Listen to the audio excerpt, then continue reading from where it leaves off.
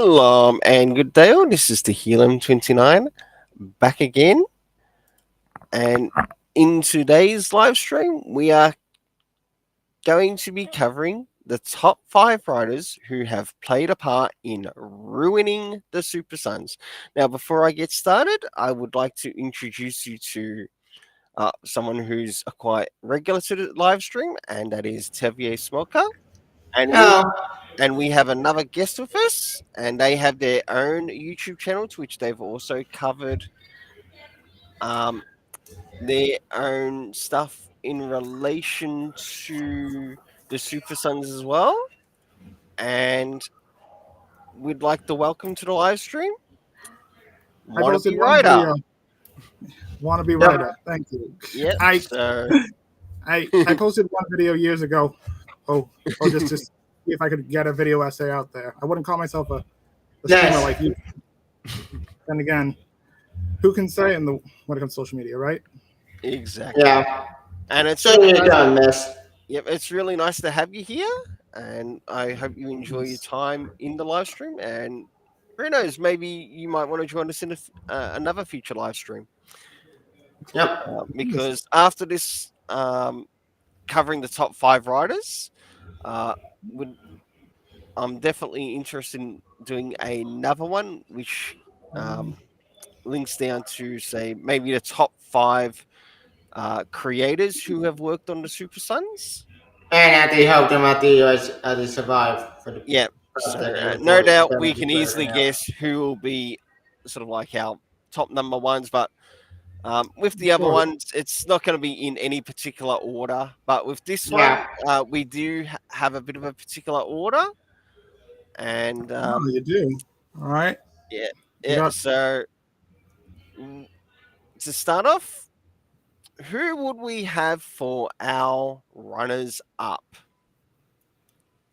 So these are the runners up leading into the top 5. So who, like, for our runners up, who would you name in yours? So well. I'll let the guests go first because they have been invited to the channel. And Yep. Thanks. Well, I don't have. Actually, you go first. Oh, I was actually gonna hope you would go because because I don't know. Oh, I don't always remember her names perfectly, so I was gonna just bounce off of Same. you guys. I only have one runner up in the only thing and go my memory here. So the one you're gonna like opinion in the top of my head is the one with the terrible T9 brother destroyed out of a crap. Jesus Christ.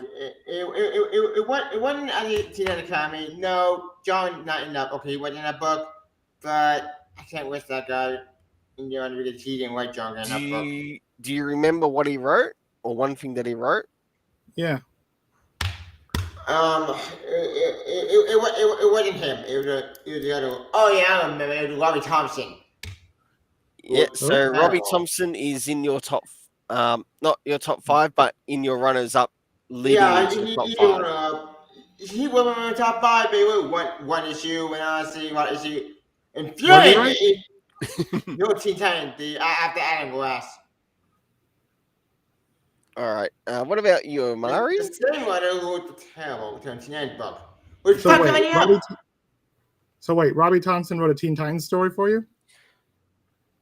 Not exactly. Um, He will be at the it was- follow. Robbie Thompson wrote some stuff after the Justice League No Justice event. With Adam Glass. Yeah, with Adam Glass. So, Who fucked Let me everything look him up. up. Battery. so Comics. would we want to get up a picture of Robbie Thompson? Yeah, hang on, I'll try to find out that I issue. probably wouldn't recognize him from Ether, but I definitely from Adam. But what he's written. I forget what year. Would have been the 2016 run of Found it. Okay. Hang on, I'll screenshot. All right. Yeah, it's 46. Yep. Oh, This that book thing. fucking sucked. Jesus Christ. This Well, in all book fairness, drove me insane. Because oh yeah, that what one. the fuck did I got in my boy John? Yeah.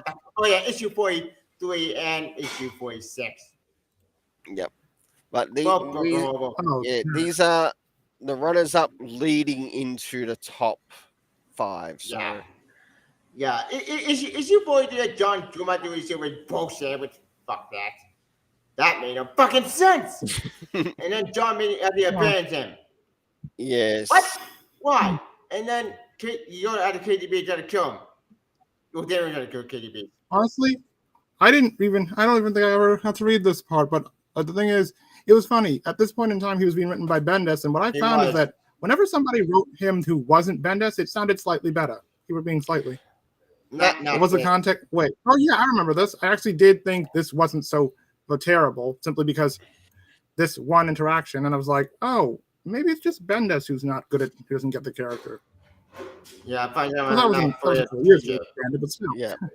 True, but yeah, the thing about it. What's the context here again? He's coming in back. What's the context here again? He's coming. He's just randomly coming back from the future because that status quo was kind of stupid anyway. I'm worried about you, and then is a quote. You should continue with the 30% now. She worry not me. I time of both. What about your future? Yeah. And I'm focused on you. Yeah. Yeah. And what you are in limited glimpses. What? In all fairness, that whole weird era with the Rock from Teen Titans, it was kind of weird that for Damian, he suddenly randomly became. He kind of retreated back to his old bad habits, I guess, and kind of had a few things. But in all fairness, though, the status quo he had at that point was pretty crazy. In fact, I should probably point this out. Yeah. Oh, and something I should say before this: in the world of social media, there's a million opinions, a million ways, and it literally puts us into bubbles. You can never tell exactly what the general popular idea is or what the context is. And also, as for the writers, we don't know any of them from Adam. I couldn't pick up half. I couldn't pick any of them out of lineup, except for Bendis because I had to make that video about him. But still, I've heard though that they're both pretty great people in person, which explains a lot. Actually, yeah. I'm never gonna get them as people. They're probably nice guy. I do want to talk to him some in the video. Maybe if I do talk to him and interview him, and I'll probably tell him calmly as best I can, and I'll probably ask him why you ate up John. Not the one put that up. I'll probably ask Clear first, then go to the heavy question. Yeah. But this book was horrible. But issue 40 was not issue 40 even bad, but issue 46. Yeah, this pissed me off. What exactly happened in this one? John goes after me after he's like, where's my best friend? And issue 40, I think issue 45. Yeah, issue 45. Mm-hmm. And then this is leading to, I think, what was it? Almost the end of the almost the end. Yeah, of the run. And then John did abandon his best friend because you get the letter. And what did and we never actually found out what was written in the letter. Yeah, as well. I take it that they wanted him around. I guess if I have to make a guess, because I didn't see the issue, but if I had to make a guess, that they would use him. Just fake. They have the character around, and it's nice, I guess, when they remember that the characters are friends, and it's better than some of the stuff they're doing trying for now. Yeah, so weird though. It is a weird for status quo though. Yep. Also, the costume he had in this era was just dreadful. I'll get him down. He's always 10 steps ahead of us. And they also did issue 45. It's a Red Robin, and he's pissed off. What? The thing that baffled me about this part, I guess, was just that. Oh, 1 second. All right. There it is. Yeah. And here's what John says. And I quote, I'm done now. I'll take it to and you also wait, did Damien never say? Well, I shall know all along. What we shall know all along. We're not by Damien. And then he leaves. Are you fucking kidding me? This is bullshit. This is crap. There's no way you're talking about best friend. This It's stupid. Fuck. Yeah, This drove me to edge. it This was. pissed Well, in me all off. fairness, Yeah, well, yeah, well, in all fairness, most of the things that they did with him at this point were pretty, yeah, it was, and were pretty lousy. Particularly trying to make, also, but honestly, whenever they try to make a Superman character so aggressive, it just doesn't really work. Yeah. This made me mad. This pissed me off so much that I ramping on this. It drove me crazy. I guess whatever they wrote wasn't very pleasant. So Yeah, it was horrible. what's another one? I know what I can think of. What's number 5? This is just the runner up. Well, I if runners up, have you one can more have one. more than one runner up. Yeah, I have one more runner up I can think of. Okay. All right.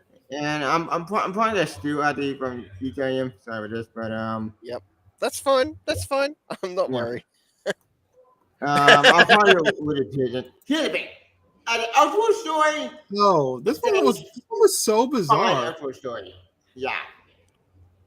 But at a Super Son book, it didn't make any sense.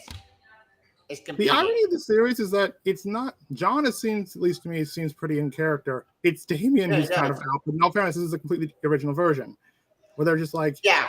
they got rid of the the one that's confused about. They made Ian Wayne.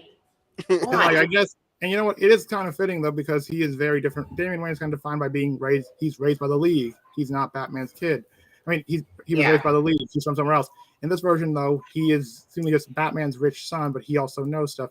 It was a weird continuity, but you know, at least it was one. It was separate, and two, I can't tell you if it. Well, the fact that it's gotten multiple series says at least someone was reading it, but it was so bizarre. It was more, but honestly, John seemed pretty in character though. John was fine. I enjoyed John getting the story. He had it word about the end of the I volume 1 was fine. 2 was confusing. But volume 3, I think it went all fell apart. I don't know.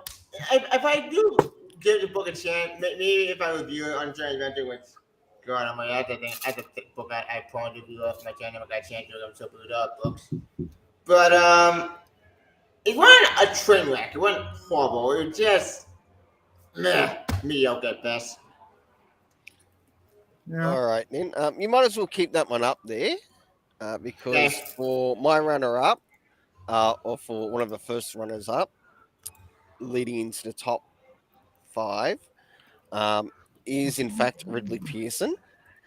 And I didn't quite enjoy what was delivered story-wise. One thing that they should have been more clearer on in relation to leading into this story.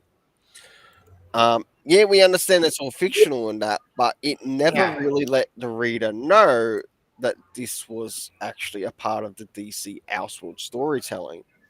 True. That is my only criticism with this run.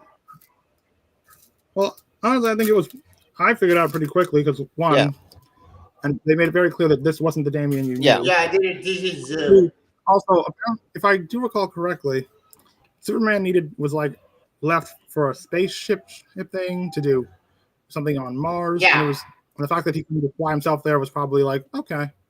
And the thing is, when you do Elseworld stories, you got to pick and choose what you're going to get pissy about. But also, like, what's... Oh, yeah, this. I completely forgot with that panel. Yeah, that was just so bizarre. I think that was the big thing that pissed off, that, like, so that kind of is the reason a lot of people, I guess, kind of forgot about this run. Because it was like, huh? I completely forgot that happened. People often just make Damian a brat, and, like, that's part of his personality, but not even that much. Like, people have stated that one of the things they liked about the Tomasi stuff is because, like, they make Damian like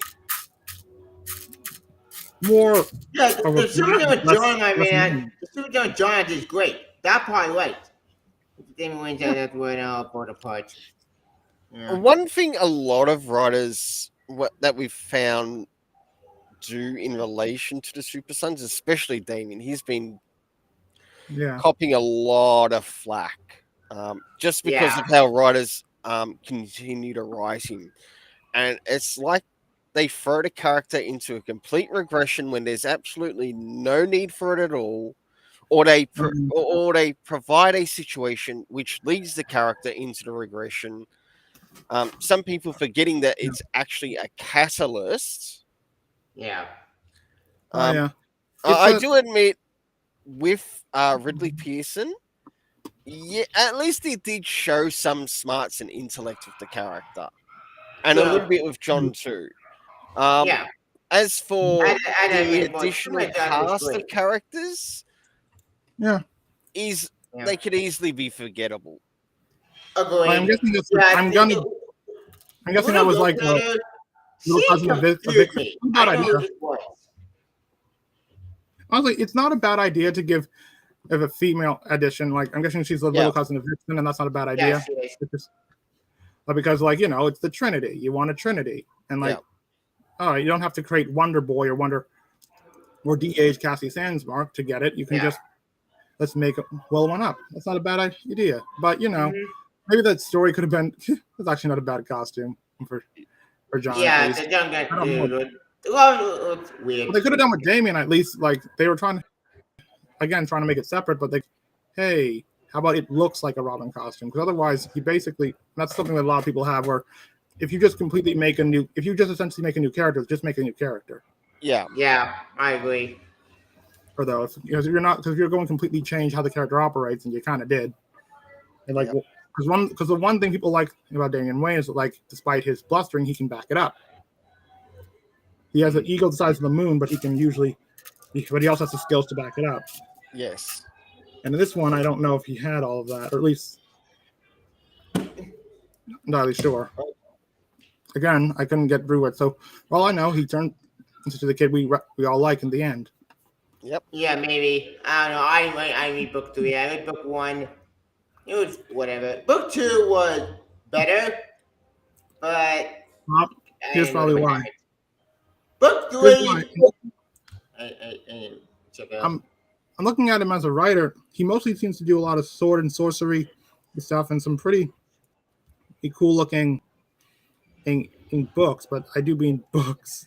So, sometimes the transition from two genres can be jarring for some graphic novel. Yeah. Oh yeah, Tilly. I forgot what that kid is. Who's she again? Yeah, I forget. All right then. I'll bring in my next runner-up. Runner-ups? I didn't think there were so many. Yeah. Okay. And my next one is James Tynion IV. Don't get me wrong. He can be a fantastic writer. And he can deliver some even great scenes with Damian Wayne. He just had to go on with the media. Instead of going to say Tim Drake. Yep. But then make it Monkey Man and short Tim Drake again. Oh yeah, Justice League No Justice. That was League No Justice. This was the catalyst of after Death Metal, right? After Death Metal. No, not Death Metal. After Metal. Yeah, that's right, After Metal. And when this only thing I remember. Oh, go ahead. Oh, sorry. When this came in, I liked one of the ideas that this artist or what they did with this, and we got to see some of the characters in teams, and I liked that Damien. I like a group, but a bunch of teams. But here's the thing: this book came and went like a case of sports. The only thing I really remember about it was that it was teams. And this story came and went real fast. The only thing I remember about it was that, like, hey, Wonder Woman really got tied into it, the whole magical thing in this one. Which led to be done. Which led into Justice League Dark. Yeah. But the Teen Titans, they got butchered to hell. Yeah, this wasn't very good in this one. I couldn't tell you much about. I don't really remember what Beast Boy and Raven did in this one, but I do. I forget what they did. It's weird though that they picked, like, it was supposed to be like for the intelligence section. I'm like, why didn't you just put Tim in that for Young Justice since you're going to do that? Because if memory serves correct, I don't think that. Because sometimes when people write Damian and Tim, and like they have different sounding voices, I couldn't tell you what Tim Drake's personality is, but I know what Damian doesn't sound like. And well, Tim is the smart one, so like just use him instead. And they Damian is in a comic book. It's confusing. He's intelligent. Yeah. This wouldn't be the only time actually where you would see that happen, but yeah, it was. What do you guys think about this story? Because I can't really remember it honestly. Well, I this think the is story was good. It's just the aftermath wouldn't have any bow part. The only good thing about the Joe was the Judge of Scott Steiner with the maiden book, and Judge of Dark, and that's it. T9 got fucked over. Titans, actually, yeah. Titans This was literally the fuck over event for a number of the characters, and that included Damian Wayne, and that's why I bring it in only as the catalyst as to what it led into next. Yeah. Like I said, James Tynion can give some really incredible stories, even with Damian Wayne. In fact, I remember one in Batman and Robin Eternal, and it actually led to one of my favorite little scenes in that storyline, and it's got to do with the scene he wrote that, right? in that He wrote Batman storyline. original, right? Yeah. Well, him and Scott Snyder, because the Batman Eternal, then Batman Robin. That's a pretty great story, honestly. And yeah, one thing I really enjoyed in that is that there was a scene between Damien and Bruce, and you do get his interaction with his brothers, but there's like a scene where he brings up to his brothers because at the time Bruce Wayne isn't around, and they're dealing with a threat at the time, and they're not too sure how to go about it. Mother, who were Cassandra Cain. Yeah, kind of, sort of. And in that, all right, in this particular one, in relation to Batman and Robin Eternal, Damien shares an interaction with his father, to which in the interaction with his father, right, you get to see him talk, and they showed a flashback, and you see Damien sort of like throwing over things like in relation to his other siblings. Like one he calls the Acolyte, one he calls something else. And then Bruce responds, that's fitting for him. He No. rarely calls them by he rarely calls them by their names oftentimes, and like when he finally does do that, it's kind of like, oh, this is a real moment. Thank you. Yeah. But when we move into that particular one story, Bruce gets to him on his level and explains, I'm not building you up to be soldiers. Yeah, you're my son. That's actually something the current writer of Batman totally got right. If you look at Damien's background and that response to Damien, right, it makes a lot of sense to him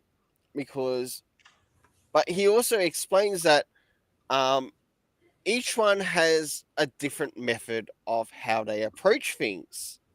Yep. And he explains with Damien that he can be very forthgoing, so he's very preemptive. So in that kind of essence, he can be very much similar to Batman. Yep. And Bruce Wayne sees that. Very preemptive, that he wants to stop the crime before it even happens. Yeah. I love the Bat family so much. Yeah. Same. And I'm pissed that the Tunic got destroyed because BS. What the hell? Huh? Why did Batman and Damon get destroyed by crap? So in that particular story in the Batman and Robin Eternal, you know what they decide to do? They decide to use Damien's method of taking out the threat. And it's sort of like, talk about a way to honor the kid. Yeah. I mean, not really. If I recall correctly, she died randomly, right? Yeah, Mother got killed off by David King, Cassandra father. Yeah. Even though he got stabbed, and then somehow survived, and then crawled to the volcano. Yeah. It's about now it's a comic book. What? And then he died. God, Batman Return was confusing. That night, to be fair, during the time DCU. It did help. That's not, honestly, you could turn that Batman and Robin Eternal into a decent Bat Family movie. You just have Batman is gone. You just have him. You just have the four of them trying to solve this one character who he struggled with. It's a perfect introduction to who they are. Kane. Yeah, another beautiful thing about the Batman and Robin Eternal is that you also get to see something that Cassandra Cain, in a way, come to love. Yeah. And in one of the things that actually happens in the story is that you get to see Cassandra Cain, in a way, falling in love with like type of ballet dancing. And that was amazing in the story. Like, that stood out for her character. That was my real first introduction to hers, and I think it was pretty good. I know her special place in the Bat Family is that she's one of the few. She's easily the only daughter who's adopted by the Bat Family and has a place there. Yeah. I missed Cassandra Cain. Were lost in the New 52. Oh well. Yeah. Well, she's also in pre Flashpoint and so she's amazing. And Young Justice, she's also awesome in that show. I love Cassandra Cain. I love Phantoms. Still waiting for season 5. Hopefully, qualifying now at the non-emergent. Well, then again, speaking of W Discovery, I did do a video about it. Playing W Discovery get sold off again to be Comcast. Comcast may buy up W Discovery. So wait, there's a W got sold off to AT&T, who know what they're fucking doing, but then they got sold off again to Discovery. Now they sold again to Comcast. What? Like, I hate corporate movies. I don't like telling this shit. I'm not. Well, if we're going to talk about Warner Brothers wildness, we can be here for days. Yeah, to get back on track, James Tynion is a pretty decent writer, but Justice League No Justice was a bit of a hit or miss. Came and went like a case of the squirts. Yeah, and you can't really remember. Yeah. All right. So with Justice League No Justice, we had an event which Damien saw, like the destruction of a planet, and it was used as a catalyst to change and regress his behavior. And it was Colo. Okay, Brainiac's home planet. It got blown up. Yeah. Really? Yep. And this was after Brainiac's son, Brainiac 2, I think. I don't remember. Yeah, I believe it was Brainiac 2. Yeah. Oh. Yeah. All right. Yeah, it's son of Brainiac. So, are we now ready to go into our? I found him. Hang on. Yep. Let's do the top. Let's do the top 5 list. Well, hang on. I want to screen share. All right. Ta-da. Yep. Yep. Brainiac 2.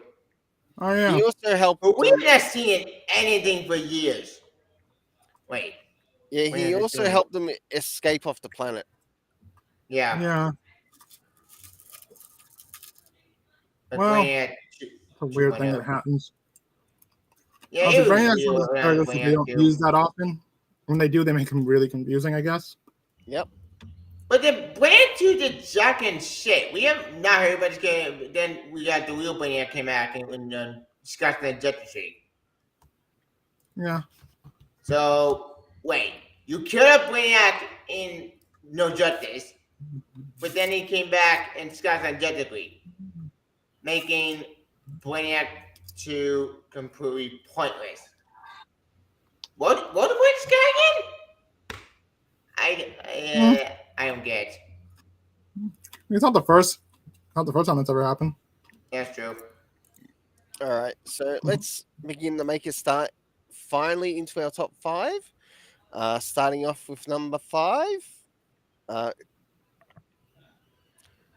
Would you like to do yours, Amari? So for number 5? Honestly, I don't have a top 5. I'm just gonna bounce off of you guys. Okay then. Yeah. All right. I don't know top 5, but I can probably think of someone on my head. I think. You put this card together? let's hear you. You list. How about you list yours, Telly, and we'll tell you what we think about it. To heal him. The heel. Sorry. To heal him. In To heal. basic English terms, it just means Psalm 29. So if that's easier for you to say, use that. So To him, right? yeah, to heal him 29. It's To Jewish or heal him Hebrew 29. for To heal Psalm him 29. 29. So I will try to remember for it. number 5, or my number 5, I have Adam Glass. Ooh. And Don't remind me. yeah, now this took place after the Yeah. Justice League No Justice, and Yeah. things literally began with, say, the annual, and Fuck! Yeah.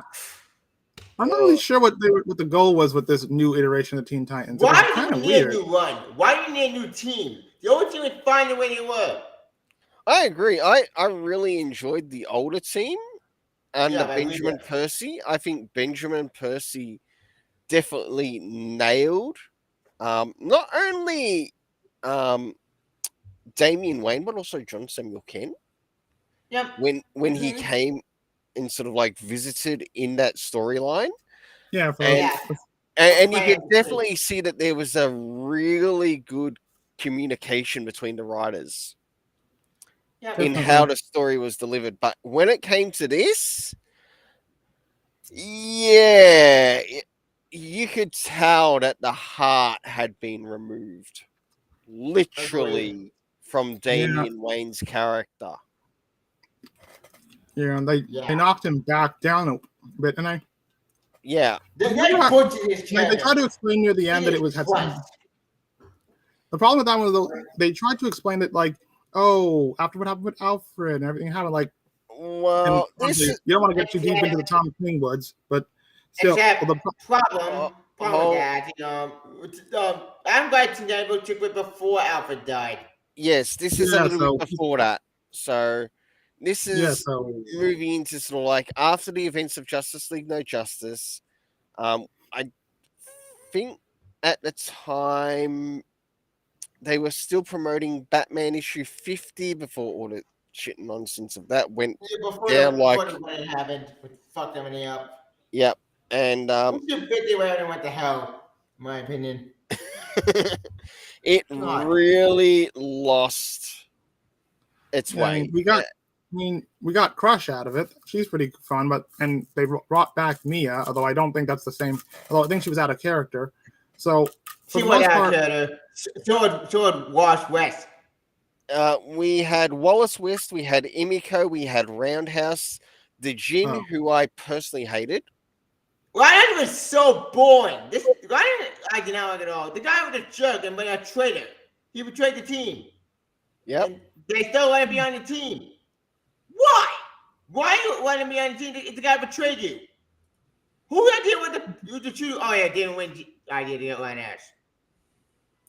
yeah, I think they were trying. They were trying to do. Oh yeah, I don't really Charlie remember agenda. entirely behind this I know. run, but unfortunately, Yeah. they were trying like, and it basically just became, hey, Damien and his weird group of friends, not the ones who would have told him to stop, no, the ones who were working with him, and basically been kidnapping criminals and doing really weird stuff in the Teen Titans. It made Suicide Squad.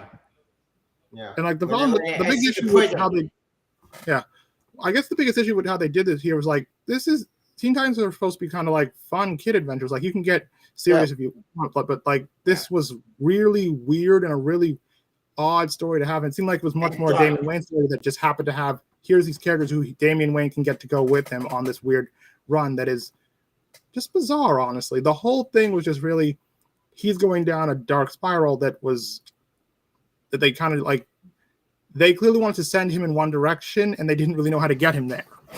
Yeah. It was. And that. Oh, continue. Yeah, it was really terrible as to what they did here, because every time when I was like reading issues, I was wondering, okay, are we going to see friends like that are connected to Damien that are going to show up in this series? And my other question was, No. where the hell is Goliath? Yeah, where is Because- he? What the hell? Yeah, Like- that's an odd thing with. Well, again, that's an odd thing with Damian Wayne. Like he has his pet, he's Yeah. loyal to it, but at the same time, it's like you can only tell. There are certain stories that don't really work if Damian has a giant and red dragon monster. Not every story works with that. It's a bit of a dragon bat, to be honest. But I Yeah. mean, it's awesome, and I would love. It would. if anything, Goliath himself is also a part of Damian Wayne's character because Yeah, when you read like Robin, son of Batman, and you I remember. you understand why Goliath is there. It's sort of like Goliath, in a way, was his connection to having empathy for a species Yep. that he was told to wipe out, and this is that one very thing that he chose not to wipe out. Yep, even before he met the family. Yep. And honestly, they should do a thing where, like, if they did a thing in the future, and like they may or may not by this point, that like if they're going to send Damian Wayne into that supernatural direction, they could be like, hey, he kind of has this weird connection with Goliath. He can call him whenever he needs to. Yeah. Like, what kind of demon is Goliath? You can do whatever you want with that. Yeah. Maybe Goliath, like maybe Goliath dies and then he gives, and then like, because you had a bond with me, you get my power, Damien. You can call upon that. That's a weird thing we could do. It's comic book. it was just one character that you could feel in the story that was just wasn't there. Of course, they brought back the heretic as well, and that also links into both the Atom Glass moving. Now, was it before he came in or after he came in? It might have been in a joint story that they did together. To which they end up meeting up with the heretic. Oh yeah, heretic. I Yeah. remember what happened to him. It turned out actually that the main Yeah, it was bad Adam guy Glass. Heretic? I don't remember that. I forget. Who was the mystery villain in this?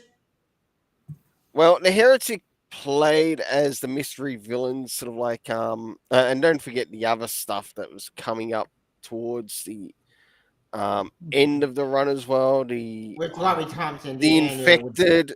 We had the infected that was going to be happening. Linking to the Hell Arisen nonsense bollocks, and eventually jumping or getting the readers prepared for the death metal event. Oh right. Yes. Oh yeah. Now So you're talking Year of the Villain. Yeah, Year of the Villain. Which Yes. sucked. All right, Year you're of the the villain. Villain That was was a it. telltale event. Wait, Year of the Villain event. Honestly, it was Year more of of the a. Villain is a point cast grab and it went nowhere. Honestly, Year of the Villain was more felt to me more like a bit of a waste. Just like you could have done a little bit more with it, but like it kind of, again, just a thing that just happened. It was tied into the whole thing, and like there was some good stuff around it. Like but Justice did not do Year of the Villain. Justice would follow Year of the Villain part. It tells story. It can get professor stuff. But all the time, Year of the Villain sucked. None of them were good. The fight Year of the Villain pointless. Well, I got to.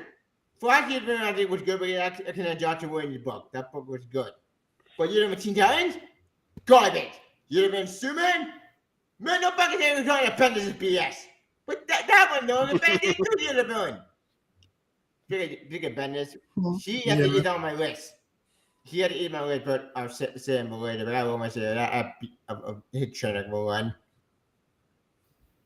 All right, then I might as well get things prepared for the next one. Wait, I got number 5. Yep, okay then. I'll Right, wait who for you is to it? pull it up then. Mm-hmm.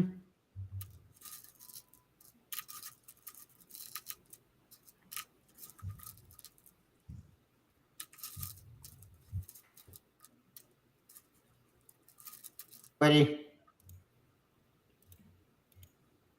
all right, who is it? Who's number 5 for you? Here. My number 5 is I'm going to Teen Titans because this book broke me. Like, fuck. Talk about a one that went to shit. Yeah, I know, I'm saying you know what? I had to put number 5 because I'm glad. Well, we are What- talking what- writers. Remember that we Yeah. are talking writers. So Because this book was fucking garbage. What the fuck was this shit? This shit. What this bullshit? This made no sense. Yeah, no, Universe. Okay, Universe don't know the point. I said, fuck Universe. But then, yeah, the Terminator Agenda story, which. What was the point of Terminator Agenda? What the point of this thing? done with This thing was Christopher pointless! Yeah, he locked up Deathstroke, and like my only question with that was like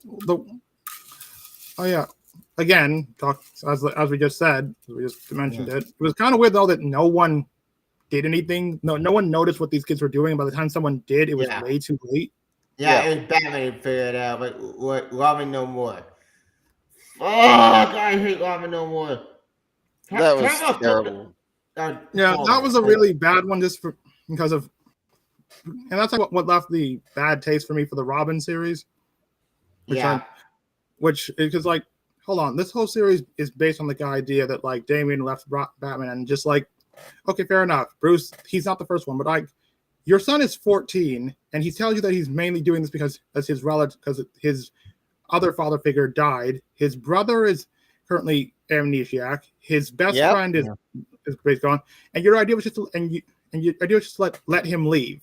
But the weirdest part about Robinson is just like there's that one issue where all the Robins go after him and they're just like totally cool with letting him be there. And it's very bizarre to me because like, didn't you guys go out of your way to get him as far away from League of Assassins life as you could? Why are you just so cool with him doing this? It's why it was always such a jarring for me because like my Damon Wayne was doing the Super Sons. He was in school, so he was with the Bat family, and ever since then he's kind of been distant from the Bat family.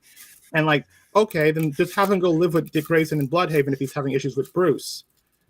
But like, this is just bizarre. Yeah, this is garbage. Like, this is what New 52 was garbage. This was worse than New 52. Holy shit! I have no way. Why am I telling you? Teen Academy is horrible. Yes, but this was worse. Okay, that's true. Both Teen Academy and the others are both bad, but for different reasons. Really, Teen Titans Academy isn't very. I've heard Teen Titans Academy isn't the best. I wasn't reading it, so I can't. You weren't missing much. You believe me. Oh, that poor. Yeah, I ended up dropping Teen Titans Academy early. And that was under Tim Sheridan. But one good thing about it, at least Damian Wayne wasn't in it. That's sort of about the only thing that... I guess so. Yeah, I found main villain. Main villain would be one Elias. Teen Titans Academy again? Elias. Tim Sheridan did Teen Titans Tim Sheridan wrote that book, yeah. Okay, it's kind of weird that you're teaching characters who have already been heroes. Yeah, it's weird. Yeah, our main villain for this arc with Elias, who really was the leader of all the genies somehow. It was still, and they went to heaven, which is confusing, and like, what? And someone stole my ring, and they didn't really what. The Jim is just one character that needs to die in the series. It was so confusing. What's her whole thing again? She's like 5,000 years old. Okay. Yeah, she's 5,000 years old in a teenage body, and here she is trying to. Never worked. She is trying to hook up with Damian in one issue, and it's sort of like, get this shit away from me. Yeah, this makes no sense. Like, you realize the consequences of those actions. It's as bad. You know what? It became as bad as sort of like Deathstroke and Terror. Just in this case, it's done in reverse with a young-looking genie in the 5,000-year mark and Damian Wayne. No thanks. Yeah.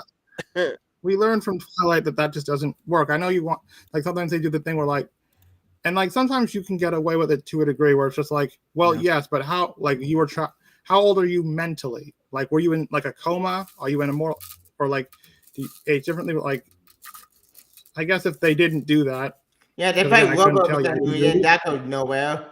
About the only did. character in this little run that's also made a return in the Batman versus His Robin crush, daughter of Lobo, and like, Yeah, I got okay, Robo. cool. was She has a cool design. I think she had a fun, She appeared story. at the end of Cammy and she left the team and then said, "No, I'm done with this shit. I'm done." And she leaves. Oh yeah, Jakeem. He showed up in this book. yeah, But Jakeem did nothing in the story. Jakeem, I think, was a good character choice. I would have been happy with him because he did look as if he was like about the same age as the rest of the Teen Titans. Yeah. Compared to the rest, and yeah, you could certainly see that character felt like they were in their early teens themselves, and I would accept that character over the Jin. Agreed. Okay. And Oh I yeah, liked what they did with the character. Same. Speaking of stupidity, we did get a tie-in book to Teen Down, which kind of the English Winter. This is better than Adam Grass book, but it didn't go anywhere. It just went. Well, that's it. All right, so it's a Teen Time. All right, so we've established that we don't. There's one more thing I do want to bring up, and that connect actually to a thing that I want to is the heretic. Because, like I said before, that thing was connected to with another villain that came in. That this guy, like, hello, brother. Yes, that is That meant is to be the heretic. heretic, who was connected to the Batman Incorporated run. Yep, he got head chopped up. Yeah, You're probably wondering how the hell this guy came back to life. Maybe you should just. I guess some things shouldn't be resurrected, and that's definitely one of them. yes. Yeah. All right, then. Yeah, and it's a mystery villain. Personally, I would have loved it if it had been the character of Surun Durga. Yeah. Because I like Surun Durga, and he is a likable character. Always bring like nobody. But yeah, just bringing someone who's died and sorry, aren't you the one that Talia killed? Yeah, and then he came Damien? out to life, and then he died again. I know what happened to Heretic. I forget. It was so stupid to go avoid him in a fucking sense. Yeah, they brought up some resurrection or Lazarus resurrection plot. Right, But the thing is, the character was freaking beheaded. There's no way that they should have survived a resurrection in the Lazarus pit. Yeah, there's no way he's going to come out the life with a head chopped off. That's bullshit. That was stupid. Oh my god, such a terrible one. But my god, the ending of this horrible book was worse than stupid. That the Love Annual book, which honestly, that thing is on my list.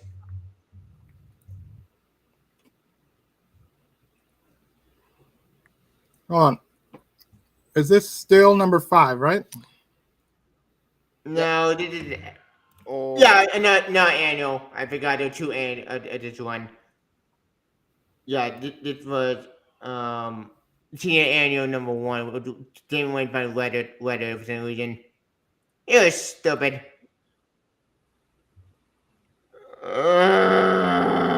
This is bad. All Who right, wrote the annual again? Yeah, the Thompson one was just crap. A whole annual. I hate the annual. And then this annual really bad. It's too many annuals. Yeah. It's confusing. Again, it kind of, instead of a Teen Titans book, you got more of a Damian Wayne solo series. Yeah, this is with his friends. I know you told you and now you die. Makes money. Same way you don't make it make sense, though. Yeah, this was stupid. Like, what the fuck? Like, that. You know what? I agreed to help you. Grass will just crap. Like, again, they'll sometimes turn Damian Wayne's character back a few decades by just they'll just undo it a bit by Oh making yeah, him. joystick. I completely forgot with this guy. Oh, You're yes. not villain that came back. Well, I didn't really read this run, so I can't comment on that. Sorry. You don't want to All make right. him. Joystick was All a right. stupid villain. He's just a Well- terrible villain. That's garbage. Well, are we ready to We're move trying to be clever with the into? name, I'm guessing. Yeah. Well, are we ready to move into number 4? Yeah, Yeah. let's move on.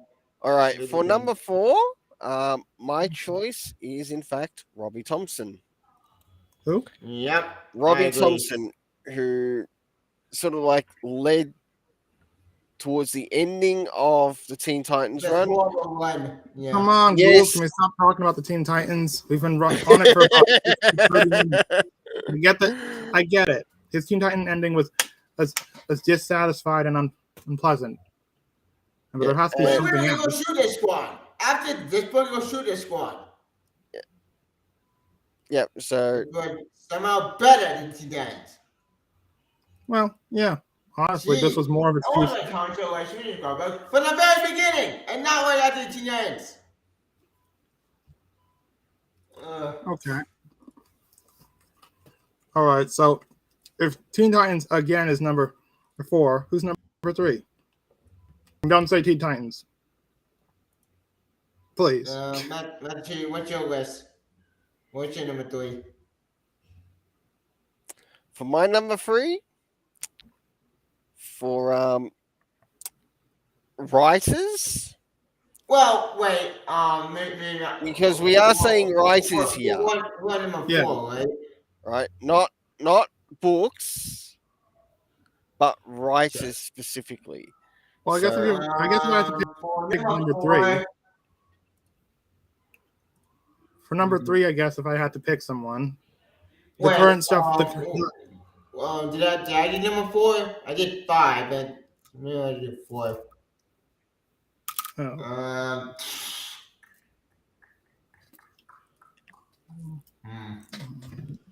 Shit.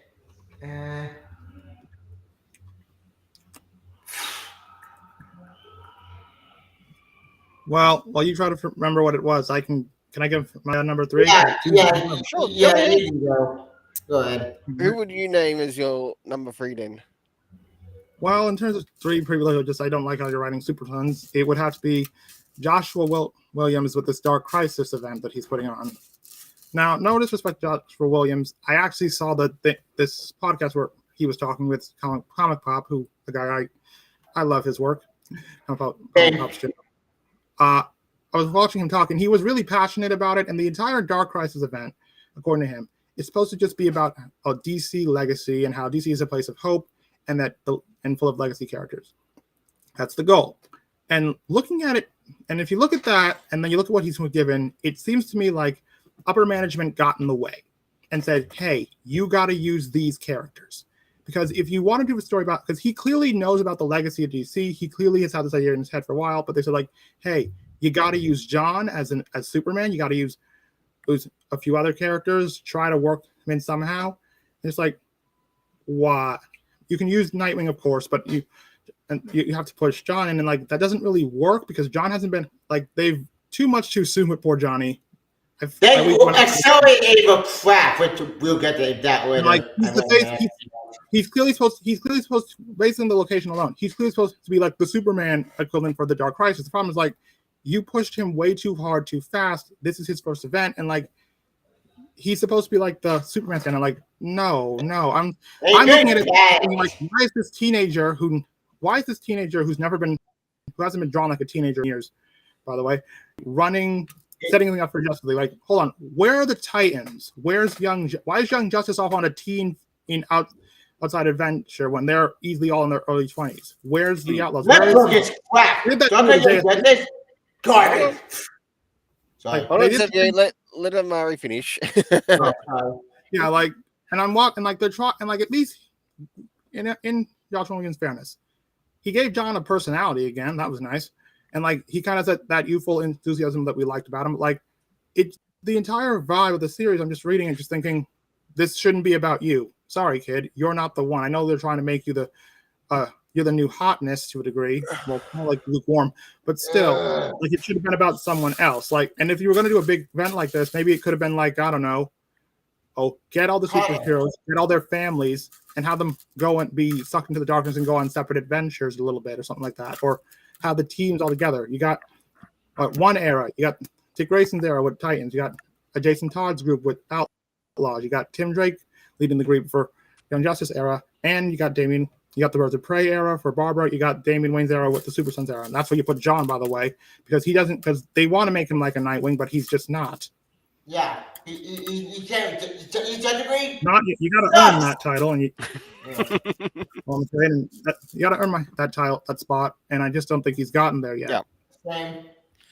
Definitely agree. There is a lot of work that needs to be done with the character, and it's really something that they've lost in aging him up. Yeah. And we can spend a whole hour talking about why that was dumb. Yes, but yeah. I think that will become more evident once we reach our number ones. Yeah. That's providing if our number ones are all the same. That is on my list. So all right. So 29. So, what do you think about the Dark Crisis anyway? There's been some okay moments, but then there's some moments that really need some cleaning up. Yeah. Like they brought it. Like, did any of you by any chance read Supergirl Woman of Tomorrow? Nope. No. I talked about Tom King a long time ago. Speaking of Tom King, I did find my number 4. Well, here's the thing: Supergirl Woman of Tomorrow. It's really good. Tom King. If I don't know how you could see this, but look. Don't ever write an ongoing again. You are made for miniseries. You work there. And it really put Kara in this role as like Kara should be where John is right now. She should be leading the Justice League. She is competent. She knows her stuff. They brought her back in here and she is just like, oh, older sister, John, don't lose your cool. The cars are all in the other version, the usual version. There's a scene particularly once where Black Adam being a dick, they're trying to make him a hero because The Rock's playing him, but no. And like, thank you, Josh Williams, for remembering that the Black Adam is a jerk. Thank you for reminding me. But yeah, and like, where's Billy Batson in all this madness? Yep. Where's Captain Marvel? He wasn't. Yeah, but anyway, there's a scene where Black Adam goes to this random villain to make a statement. Huh? Well, there's a scene where Black Adam. I realized something. Where's Captain Marvel Jr.? Where's Maymo? Oh, Freddie, you know that. Oh yeah, well, you know, in New 52, they re-rated so that kid got rolled into one of the Shazam families. He's the guy with the crutches. They just took him from Jr. and turned him into that guy. Same character, just different. Same character, different and title. But anyway, like I said, in Dark Crisis, there's a scene where Black Adam, being a dick, is about to kill this random villain. John's getting all mad and angry about it, and Kara is just holding him back.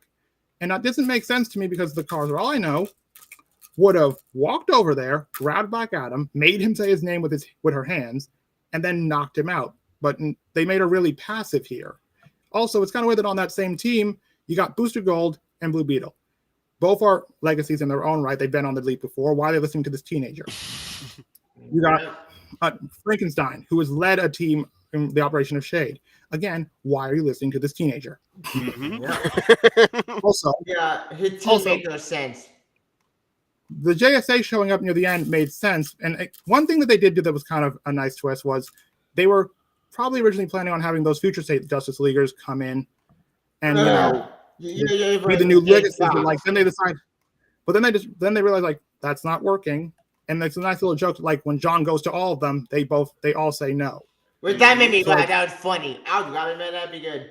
Like, look, I want Jay Fox near your team. Jay Fox is a jerk. Fuck Jay Fox. I'm a y'all for. But it's, okay, I guess.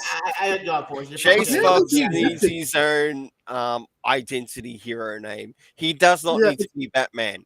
It's so bizarre that they've made him Batman because like the Bat family is enormous. There's 5 Batgirls, 5 Robins, each one and with a history with the Mantle. I think I understand he did exist at some point, but that was decades ago. It's weird they brought him back, and like you have Bat Wings. There's a really cool one that lives in Africa. I was like, did they age up? No, they didn't. Yeah, the Luke Fox one character I do like. I've yet to read the original around the character who did start in Africa.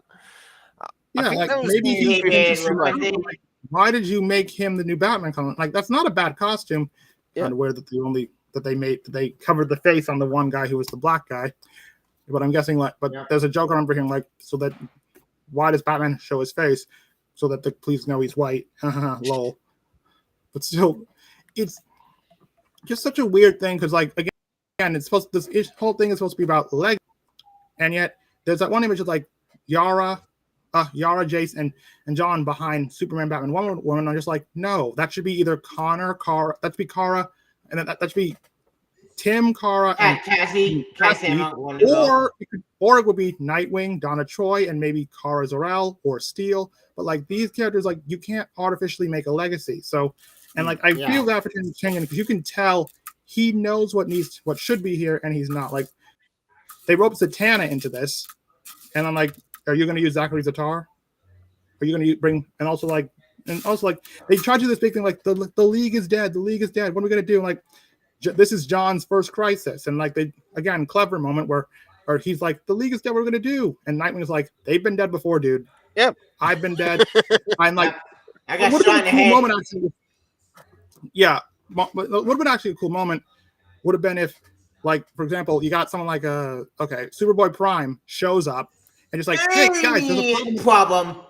He's gone. There's a problem with the thing. Where are you guys? And then they're like, be quiet. The league is dead. And they're like, okay, they've been dead before. Raise your hand, crowd of heroes. Who has been dead before? And Joshua Williams, and like all the hands go up, and John's just like, what? Like, yeah, new guy, move it on. Come on. Again, in that podcast I saw, he's like, oh yeah, they're dead for good. Like he gets it. Like death isn't a thing. And again, it's funny because. But it's so weird. Like you listen to Black Adam, who made it back. No, like Hal Jordan is like bullshit. I don't believe that. No one but John seems to believe it. Yeah, that they're all dead. And like, of course you do. You're a teenager. This is who's been thrown into a spot that you're not ready for. Yep. And Right. Connor is one in Dr. Joe crazy. What? The Connor that I know would never act like that. The Connor was a badass who saved the day and died at her immigrant. But many people like Connor to be idiot. You were Tinder going to be enough doing insane. What the fuck? Yeah.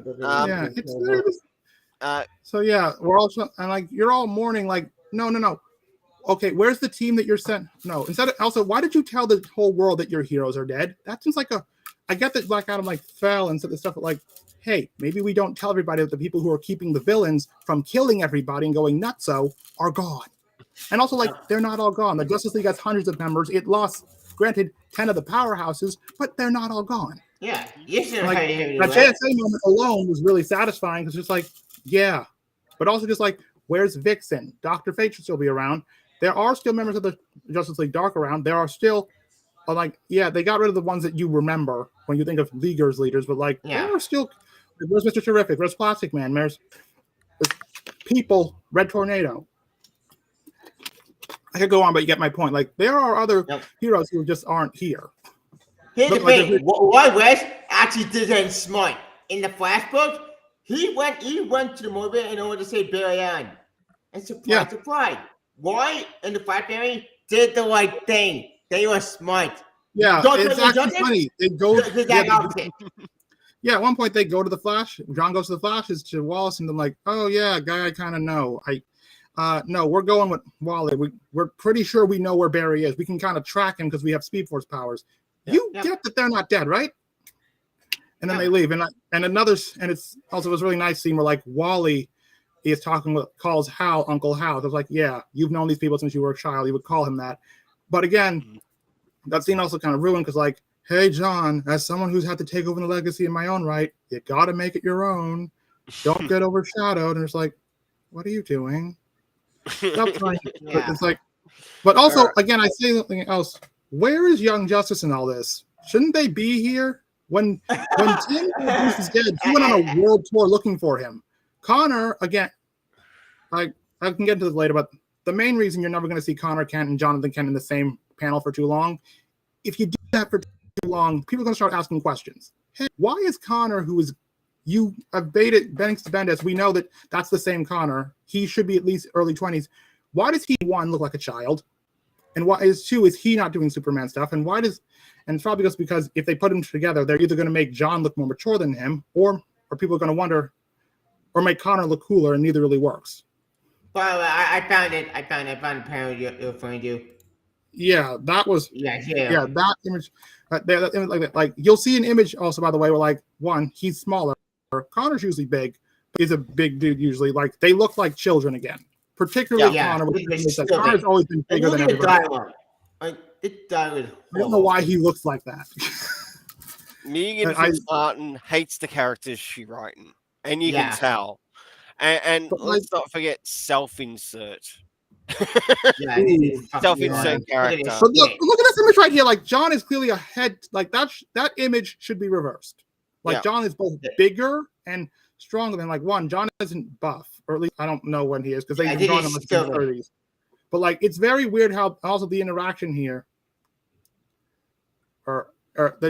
it's really weird how they're doing it. Like all these characters in this room are older and have more history in their solos than John does in his entire continuity. Yet the way it's almost, and I was worried about this, they were going to kind of afraid of like, hey guys, I got word from the grown-ups what's going on, and you kids need some advice or something. Like, thankfully, I don't think they did that. They just kind of left, and it's really weird because, like, again, John kind of skipped the Teen Titans and Young Justice stage, and just kind of went straight to bullshit. Like, if anything, really John could get some advice from them. Like, not the other way around. This book broke me. This book made me mad and feel I didn't. But also, like, there were some straight up moments in this Young Justice run that I remember seeing where it's just like, you got the details wrong. Okay, let's start with the fact, like, at one point Bart even says, "Hey, I can't even talk to Wally. Without Barry around, he's impossible to talk to." And like, that's reversed. Bart goes with Wally. Wallace goes with Barry. Yeah. Mm-hmm. It's the little, but anyway, now like apparently. But what baffles me about. Yeah, that was actually kind of weird. She was apparently a bit of a jerk, like saying they're fake dads, and like, no, it's just that no one has used them in about a decade, so no one remembers how close they were. Yeah. With these characters. Like, but and to add insult to injury, but again, to add insult to injury, though, Young Justice right now is on some kind of tie-in. It's all-to-universe dimensional thingamajig with like Mixopilic or something, or his kid or something. Well, actually, they're on some kind of tie-in adventure that like this is the tie-in adventure that you usually put the teenage characters on during the big event. Fair enough. These characters are all in their 20s. These guys should be doing like the pick up the legacy, and you should have John and Damian on the random ass adventure in the other dimension with the tie-in. But like it's so jarring when like John and Jar, we're the Justice League, and just like, no, you're not. Yeah. Also, but also like, no, you're not. Why are you? And also like, this is not the story for you two to be told with. Sorry.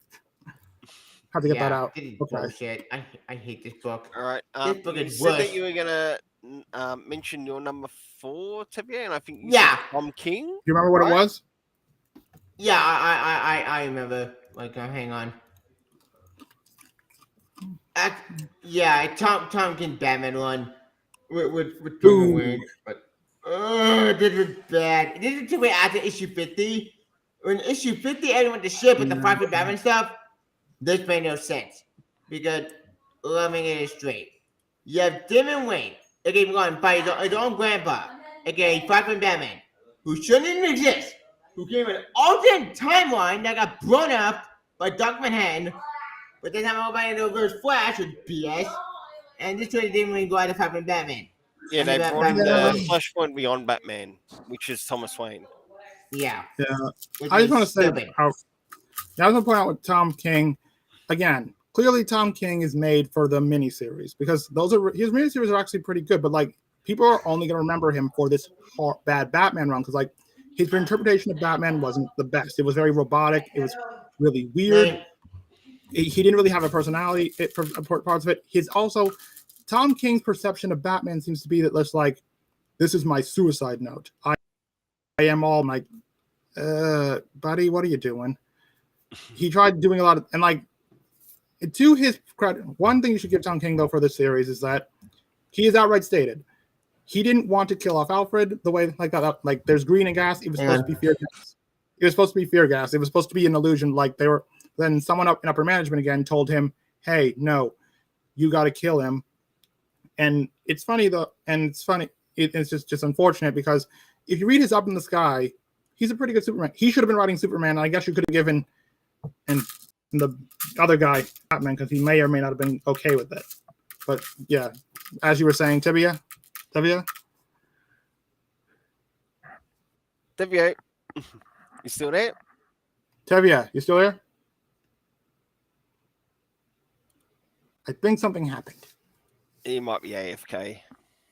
All right. All right. Well, I'll move on to my number 3 then, which is in fact Tom King, and I really disliked what they did with oh, hey.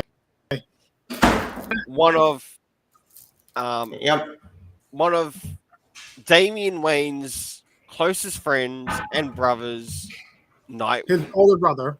Yeah. Yeah, never got shot in the head. And that was probably one of the worst things on top of like what was to come next. So you had the amnesia, Dick Grayson. Right. Then on top of that, you get the next thing in regards to Alfred. Like, Alfred's gone. How about we just build up on the bloody trauma that the kid's already been through in his own life? Give the kid a bloody break. He needs to have some wins. Like, yeah.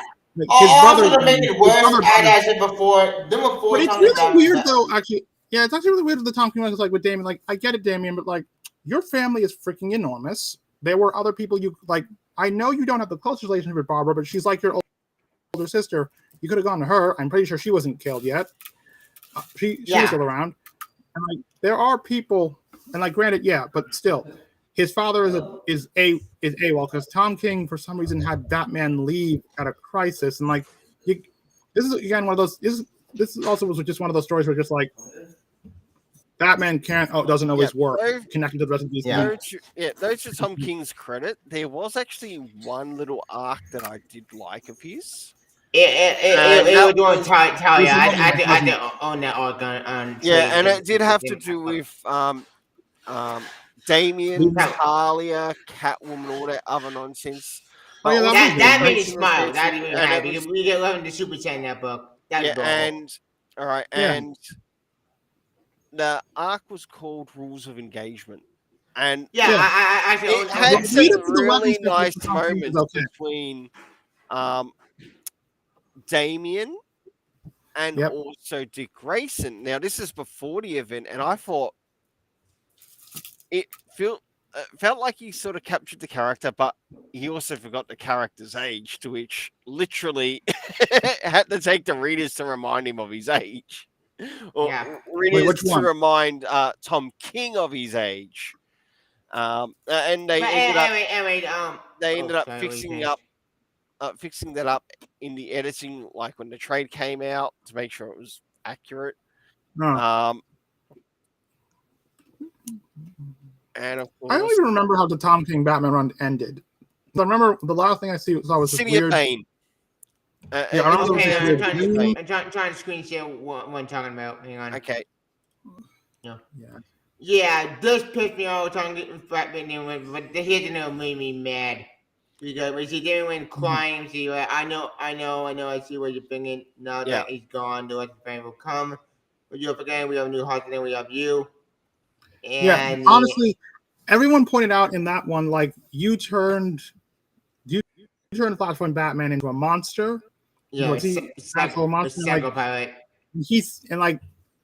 wasn't the best, but like he wasn't like this. And like you started off in a good place, and like but also keep in mind, at this point in continuity, both Batman and Superman's dead fathers, who were supposed to be dead, have come back and fucked up their kids' lives.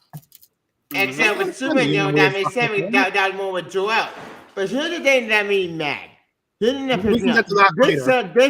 This 700 with certain Damian actually was mental downfall. We don't need to say the death. Oh, We don't need to say the death scene in 29. I had to bring it up. For God's sakes. Yeah, I had to Why do bring we it have up. to look at this? Like, fuck. This was the Damian actually eat shit going down there a little fast. This was the thing that BS even worse with Adam Glass. Well, it's worth mentioning again. Or not Tom Glass, King, Thompson in this book. Well, hold on. It's worth mentioning Tom King has outright stated this was supposed to be a fear toxin based illusion. That was supposed to be an illusion. That wasn't supposed to be real. That was supposed to be green gas. But DC was like, you can't do the. DC didn't want to do the fake out for some unknown reason, and then we're just like, so we're making, and this is the thing that happened. I'm like, why? Because drama. Yeah, I have also heard of another. Is that? Yeah, there is. They could have used Psycho Pirate again. Make Damien believe that he died in front of him. And again, that would have made way better sense. In this run. I guess Tom King likes Psycho Pirate. I'm guessing Tom King likes Psycho Pirate. I'm guessing. Yeah, when he did the interview with Tongue and Said, Cole, I got the opposite of push back. I got push forward, can you recall? I should have had this crippling outfit at the end of the Paris. I put in script like, of course, we'll figure out later he's not dead. You're like, no. Why are you not dead? I'm like, well, because he's out and you have to live forever because he's a fanatic. And they're like, no, he's dead. And you push away to the bring your care more because they need long-term plan, how to bring them out, but that might not be the case here. So, you can't blame Tom King for you can't, because like sometimes DC is just like, hey, we have editorials just like, do this. I'm like, that's not a good idea, but we're doing it anyway. Yep. And speaking of which, I think I know what number 2 is going to be for both of you. Well, they did number 4. Oh, yeah. This is your number 4, right?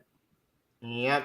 Like, all right. So what's your number 3? This way the one Damon Wayne, which led to the tale with how Laurie Thompson to the end book, which fuck everything up. All right. So what's your number 3? Okay. My number 3, I know I'm kind of it's a runner-up, but fuck it does connect to Alfred's death. Because this led to Damon Wayne, that's the downfall, completely bullshit. See that and number 2 with Laurie Thompson, which fucked everything up. This already, dude. I know. But here's the thing. This actually led to Alfred's death. Yeah, this didn't make a lot of sense. It was clearly done in a very. We need to get Damien ready for his solo series. Have him going somewhere else, and just like, you can think of anything else. Now I'm fine free and he leaves. And also, what really baffles is like, if you know Batman as a parent, you know that like he wouldn't just maybe he would just let the kid leave, but like there should have been a scene where Dick Grayson, when he gets his memories back, he's just like, wait a minute, so he did what? And you just let him walk away. He's 14. He needed you idiot, not me. I gotta go find him. Yeah. That's how the encounter should have. That should have been a scene where like, and he's just screaming his head off at Bruce in almost a comedic way, like, you irresponsible moron of a father. You fucked me up. You fucked the other 2 up, and now you're fucking this one up. I gotta go find him. Yeah. That would have been. We also can't forget the terrible Heroes in Crisis by Tom King too. Yeah, that one that one also has apparently a reason behind it. According to Linkara, and I'm going by his words, Tom King wrote Heroes in Crisis, just wrote it, but he didn't pick the characters. The characters were picked for him, and he's like, okay, you can just put them in the roles. So what happened with Booster Gold and Harley Quinn were just picked because they're popular characters. And Wally. It had nothing to, and also Wally. Yeah, Heroes in Crisis and the Fantabulous, a character assassination of one Wally West. Yep. You fucked up when the entire well, you have to do a redemption and a retconning right after. You fucked up when you got to do that right after. Yeah. To put that back. But it's really weird though that they made this the reason Damian leaves Robin. Like, okay, I can get you and I was like, also kind of the way that Bruce like kept blaming him for it, because like, okay, fair enough, but like you were gone. Yeah. If But anything, Batman had told his- him when to go to Gotham City and went to see the Alfred. yeah, That was Batman's but fault. also like What the they fuck? made and like Bruce look like a pure arsehole. Yeah. and like And I they hate when also they do that did with, the same with Damien, which Yeah. which is like This absolutely Yeah. is ruined the the this character. is the book that made me mad. Annual 2 is yeah, it's my like number 3. This is why I'm pissed off. This book pissed me off it's so much like that I went video. Like, what the who- fuck? This Yeah. is worse than you know all issue 4 was bad. Yet they're going up, but this annual was fucking god. Thompson fucked this character so much than Grass destroyed this character. yeah, Tom did worse than Grass did. yes. I mean, impossible. What's yeah. The sad thing is though, thanks to a certain somebody who we'll talk about later, Yeah. Batman's no longer the only terrible parent in the DC universe. Yep. Yep. And I'm not just talking about you, Mr. or Oliver Queen. Yep. That's Oh, my boy. number 3. So So what, all right. what's your number 2 then? I think we all know what number 2. Well, actually, it is a bit of a contest now, isn't it? You got because at this point, which is worse? The story that messes them up, or the story that makes it permanent? That all but makes it permanent. Which is Both. worse? The guy who the guy. Okay, so then I think we can. What do you think? The one who messes them up, or the one who makes it permanent? You choose. It's your choice. Well, all right. Well, Who would In you my- name as your second? well, again, it's a debate. Like, who's the one? The guy Bendis, who yes, screwed it up. Just and we can get to that later. Or Yep. Tom Taylor, who's basically made John's time as an adult permanent. Because like with Bendis, for all the horrible things that we can all say for hours on end, at least nothing Bendis really did would have stuck. Like you can just wipe it away, retcon it out. Like that's literally what's the Marvel method. When Bendis leaves a book, you clean house or you just ignore it. And a lot of writers do that because they're just like, he never listens to us. Why do we listen to him? But like with squirt it, motherfucker. Yep. Yeah, but which is a So- personal reference on its own. But meanwhile, with Tom Taylor, it's like a good chunk is what he's done is like these are big moments that would have been really cool to see John have that you've just done. He's just Clark but shorter now. So like, which is worse? We can talk about the one that you think is slightly better for next. Well, for myself, I actually had 2 tied in that position. Same. And one of them you've already mentioned. So that's right, a good hit me. thing. All right, so And who's the other one? Another one that you've already mentioned in sort of like your list of characters. And in fact, of this one, I've got 2. One is Joshua Williamson, and the other one is Tom Taylor. And all right. What's happening, Ben Taylor? We're going to get John. so Tom Tom Taylor's is very simple. Yes, it's in relation to Yeah, Son of Kal. Yeah, Tom the Son of Tokenism. Kal-El. But Joshua Yes. Williamson, why would I choose Joshua Williamson? Why including him though? Why am I including him? Oh, right. Well- He's currently running the Robin series. Yep. Which is good. It's a good series. I love the Robin series. All right. Which I ended. do admit there The are Robin some series, things- I just haven't been reading because of the status quo that set it up was just so bizarre. It's just like, hold Yeah. on, you guys spent all this time getting him as far away from this world as possible. Why are you just cool with him being back in the League of Assassin Island? Like your 14-year-old son is on a Mortal Kombat Death Island. You're just cool with that. Like, and it's not just him. The Bat family are cool with it. John is cool with it. Like people know he's here, and like the kid was in school not a year ago. Yep. Living a pretty simple life. Like your whole thing was like teaching him how to be a person. And now you're just down. And like it kind of is like, are they trying like and they put Tim back in the Robin role and like you know, like, okay, Yeah. why? Because we don't know what to do with Damien. Yeah, talk about 'Cause we're putting regressing him back, Tim's like- character and And then maybe Investing him, put but Monster because over the you character. were- Fuck them any up. all right. Like, Let me no. all right, let me explain Keep going. why I chose Joshua Williamson and Tom Taylor. Now, for Tom Taylor, it's pretty simple. It's got to do with his Son of Kal-El series, and this series it feels like just a reboot of the Injustice series. Does it? Yeah, that long. Honestly, right. it's been so hard for me to You read this know, series. all right. A lot of his storytelling carries that format. It's like the Injustice formula format that he's using in the story. For example, The speeches, in the Injustice series run, Jay Nakamura or in the Injustice series, we had Yeah, Superman's Wonder Woman. key manipulator in like Wonder the Woman, that turn was of a the character events, which was assassination. Wonder Woman.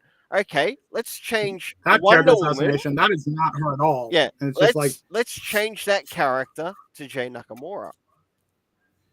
Yeah. I can't tell you what Jay. I know Jay has a personality. What personality? Jedi is a jerk. Here's the thing. Again, before I say But anything, he does give off a lot of villain vibes. oh, does he? Well, I should point out, I Okay. myself, I'm a progressive. Bernie was another I don't really person. care if you are or not. I'm a progressive. I'm in bisexual myself. I'm part of that demographic, and also, cool. yeah, and also, I also believe that superheroes have a place. Are social justice warriors? Like that is literally what they do. From the beginning, they were supposed to go into like the areas to comic books have always been a medium for talking about like big social issues in a weather. That's what X-Men was with racism. But Rocket and think Green Hard Traveling Heroes did that. Rocket and I kind of like it. The problem with having John do it and Tom Taylor's run is just like that doesn't work with John. He's a nepotistic white savior who's coming out of nowhere. He has no history here. Yep. Why does he know this stuff? Where did this come from? Out of your ass. And like there's times where Tom Taylor has him talk, and yeah, that thing you mentioned, like in Injustice, where like this is just Tom Taylor speaking, using this character as a mouth. And that's what it feels like. The character feels like a mouthpiece. Yeah. Only like, for him, not anyone else. And like even the relationship in itself feels forced. I know I'm not the only one who's seen that. I know that there are the entire series of Son of Kal-El is forced. Yeah. The entire narrative is unearned. Everything John does in that series is unearned, forced, just artificial, and it's sad because like these are moments that like, and it's the big ones. Like in the second issue where he's going to some school, not sure how, he's apparently going to a college, and the guy who you will later show would be very fast just jumps in front of a school shooting. Okay, then he drives. He grabs a car and just goes to the moon and sits. I'm just like, okay, that's three things that we could have liked to see him learn how to do on his own. When did he learn how to drive? When did he learn? When he learned to fly. We got to see him learn how to fly. Fair enough. And like, but like, there's just so many things like in the series. Like, Tom Taylor is clearly trying to turn John into Nightwing for Superman. Some people are going to say like, it doesn't really work because like 29, you got to build to a Nightwing, right? Mm-hmm. Yeah. That takes history. That takes thing. Like you can't just, particularly with a character who was artificially turned into something. You're stupid. What do you think, What do you think, 29? All right. A lot of the storytelling, it still reflects a lot of his Injustice storytelling, and it's just sort of like, am I meant to be reading a hero here or a villain? Because it feels too much like a villain than a hero. Yeah. And like again, even I'm having a tough time reading it. The formula, it's just very repetitive. Yeah. He never raises the stakes. That's the thing. He never raises the stakes, and I could bring that.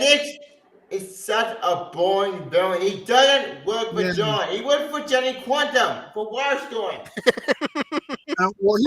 Here's the funny thing. Why do you Jenny Quantum in the story? Have her with the main love interest. Fuck Jay. Jenny Quantum to be me. Well, here's the thing. Yeah, here's another thing. Here's another problem with how they portray John. One of the big things we liked about John was like, and the Superboy as characters like him was just like watching them grow, develop their powers, develop. They learn, they get stronger. With this, like from the get-go, he's just Superman but smaller. Yep. And that's the way the artist has been drawn. And like so, like there are stakes, and like with Superman, okay, the stakes should be with Superman character saving everybody. But like that doesn't work for John. Like John has all this experience and this maturity to his voice. This almost he kind of sounds like Vision a little bit sometimes, where it's like, Yeah, he does. I've been around humanity for a while. I get it. I'm like 9% click. I'm like, that's not John. John, like Yeah, that's one thing you give Joshua Williams credits for. He gave John his emotions back. Yeah. In this story, and like John sometimes his emotions, but not really. And he has this. It feels, and it's really, and yeah, it's really weird because again, and if I was ever to meet Tom Taylor, and to sum it up, I would just be like, okay, so you know how you took Rick Grayson, another status quo change that no one liked, that everyone hated, and everyone was like, terrible. It took Dan Jurgens to help salvage that character. Yeah, but here's the funny thing: you had Rick Grayson. That was no one liked. Everyone agrees it was terrible. You came along, Mr. Taylor, with Nightwing, and your Nightwing has been okay, pretty good. You fixed it. John aged up. Everyone agrees that status quo is terrible. I've yet to see anybody say that it was good to age him up.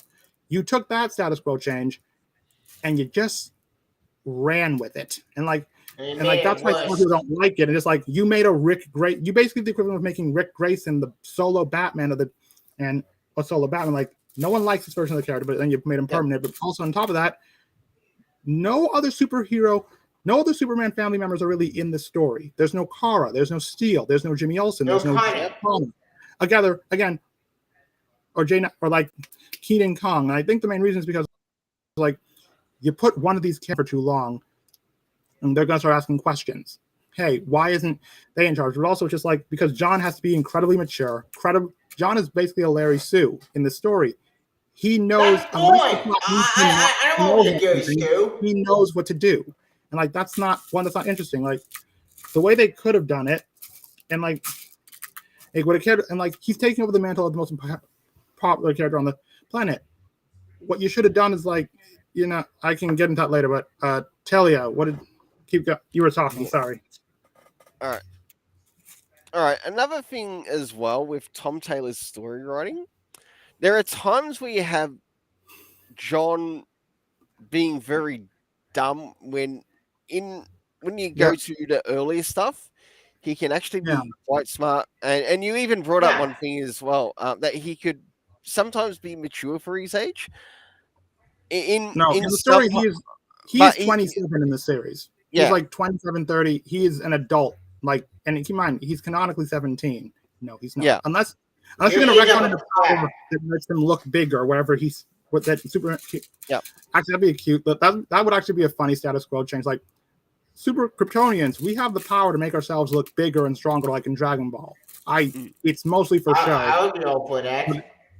But it's like if you did that, it would at least explain why the character looks so different.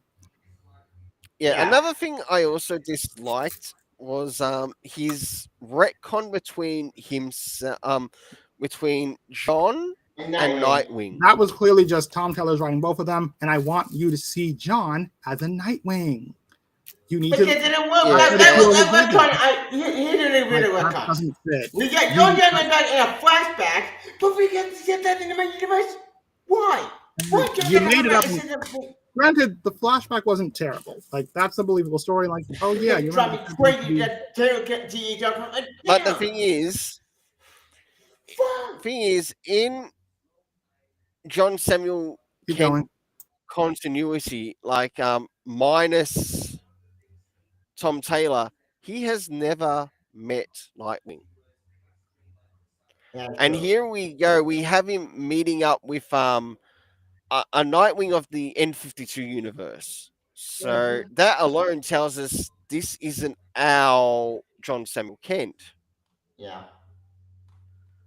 Now, moving into Joshua Williamson, because I still need to address why Joshua Williamson is there.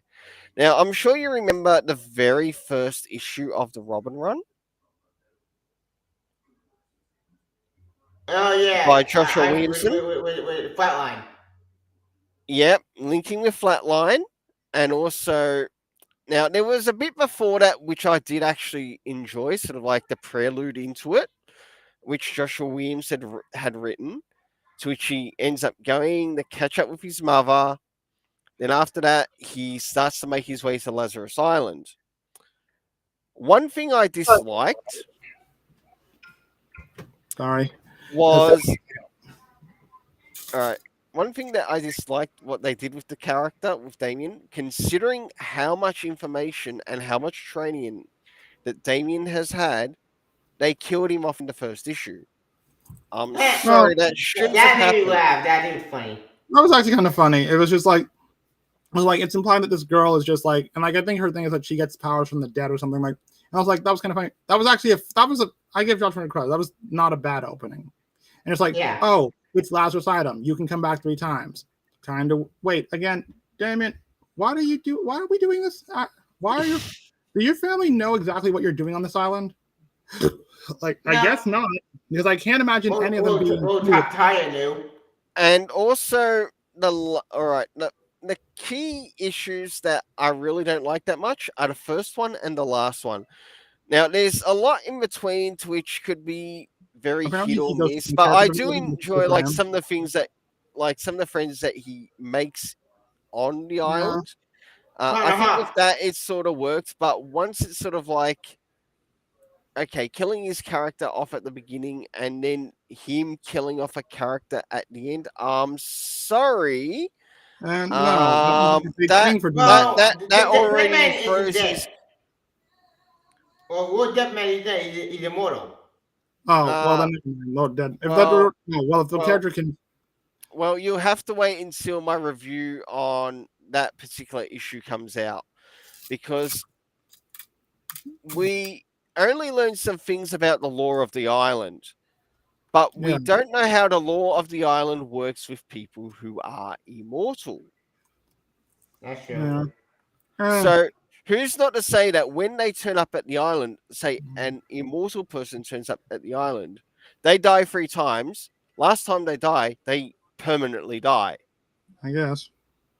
All right. So, is it very possible that when they turn up at the island, and if they've died, say maybe once or twice before, and then here we have Damien kill off this character, is this a permanent death of Lord Deathman?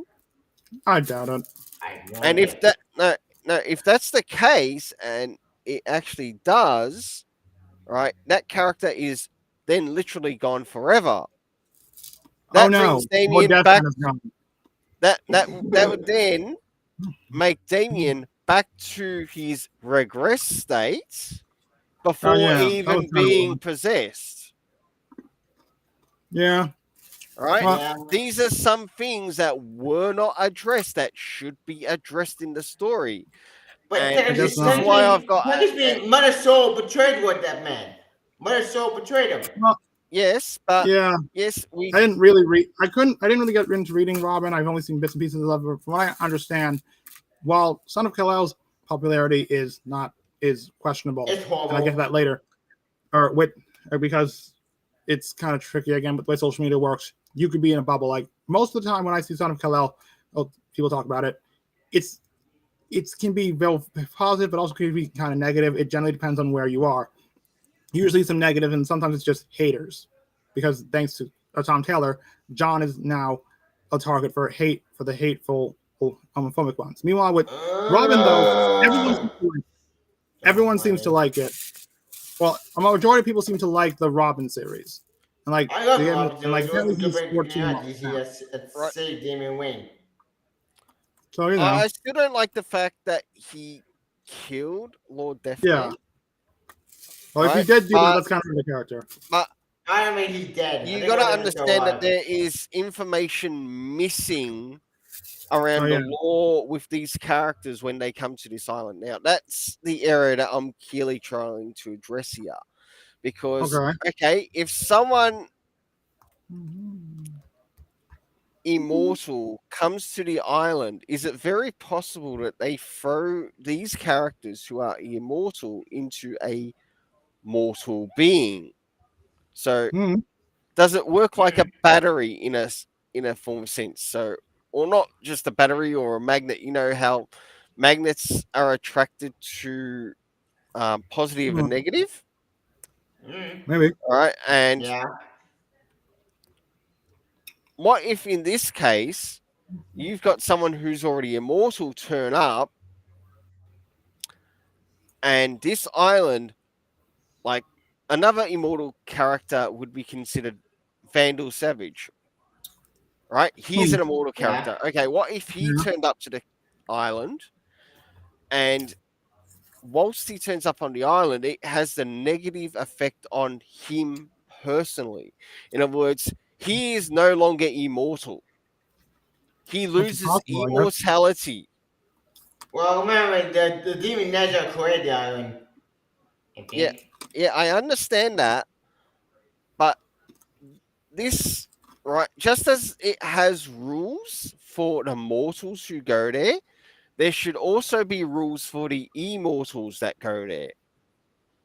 Yeah, All right? that's fair. Right? So in that, it shows a balance. Right? It would show a balance in the storytelling. He went to go to the island to kill his mother. And not only that, it would also show that there is no favoritism with this island. I honestly have no idea. Right. Because I didn't read the series. I didn't read much. The bits and pieces I got of Robin were through social media, so I don't really know everything that happens. But the parts that I do, but from what you're saying is, with what you're saying is most likely true. Then yeah, I guess it was just not very clear how it worked. That is correct. So it would have been nicer if its descriptions were given a little bit more background to us, the reader. And who is not to say that Lord Deathman is permanently dead? Like after what Damien did to him, after what happened in the last issue.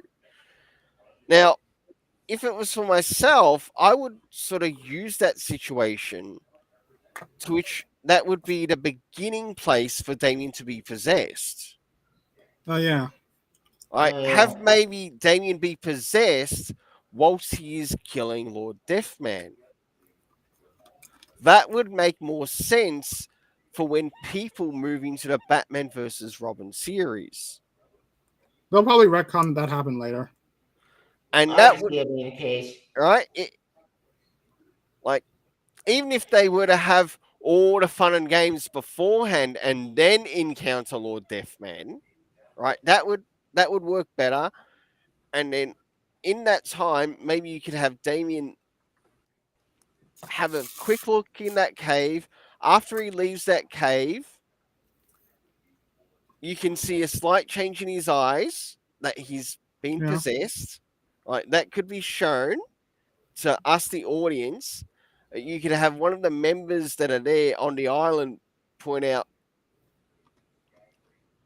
"Are you all right? You don't look like yourself." Like, even if they brought up that question, and then after that, Lord Deathman comes out, and then,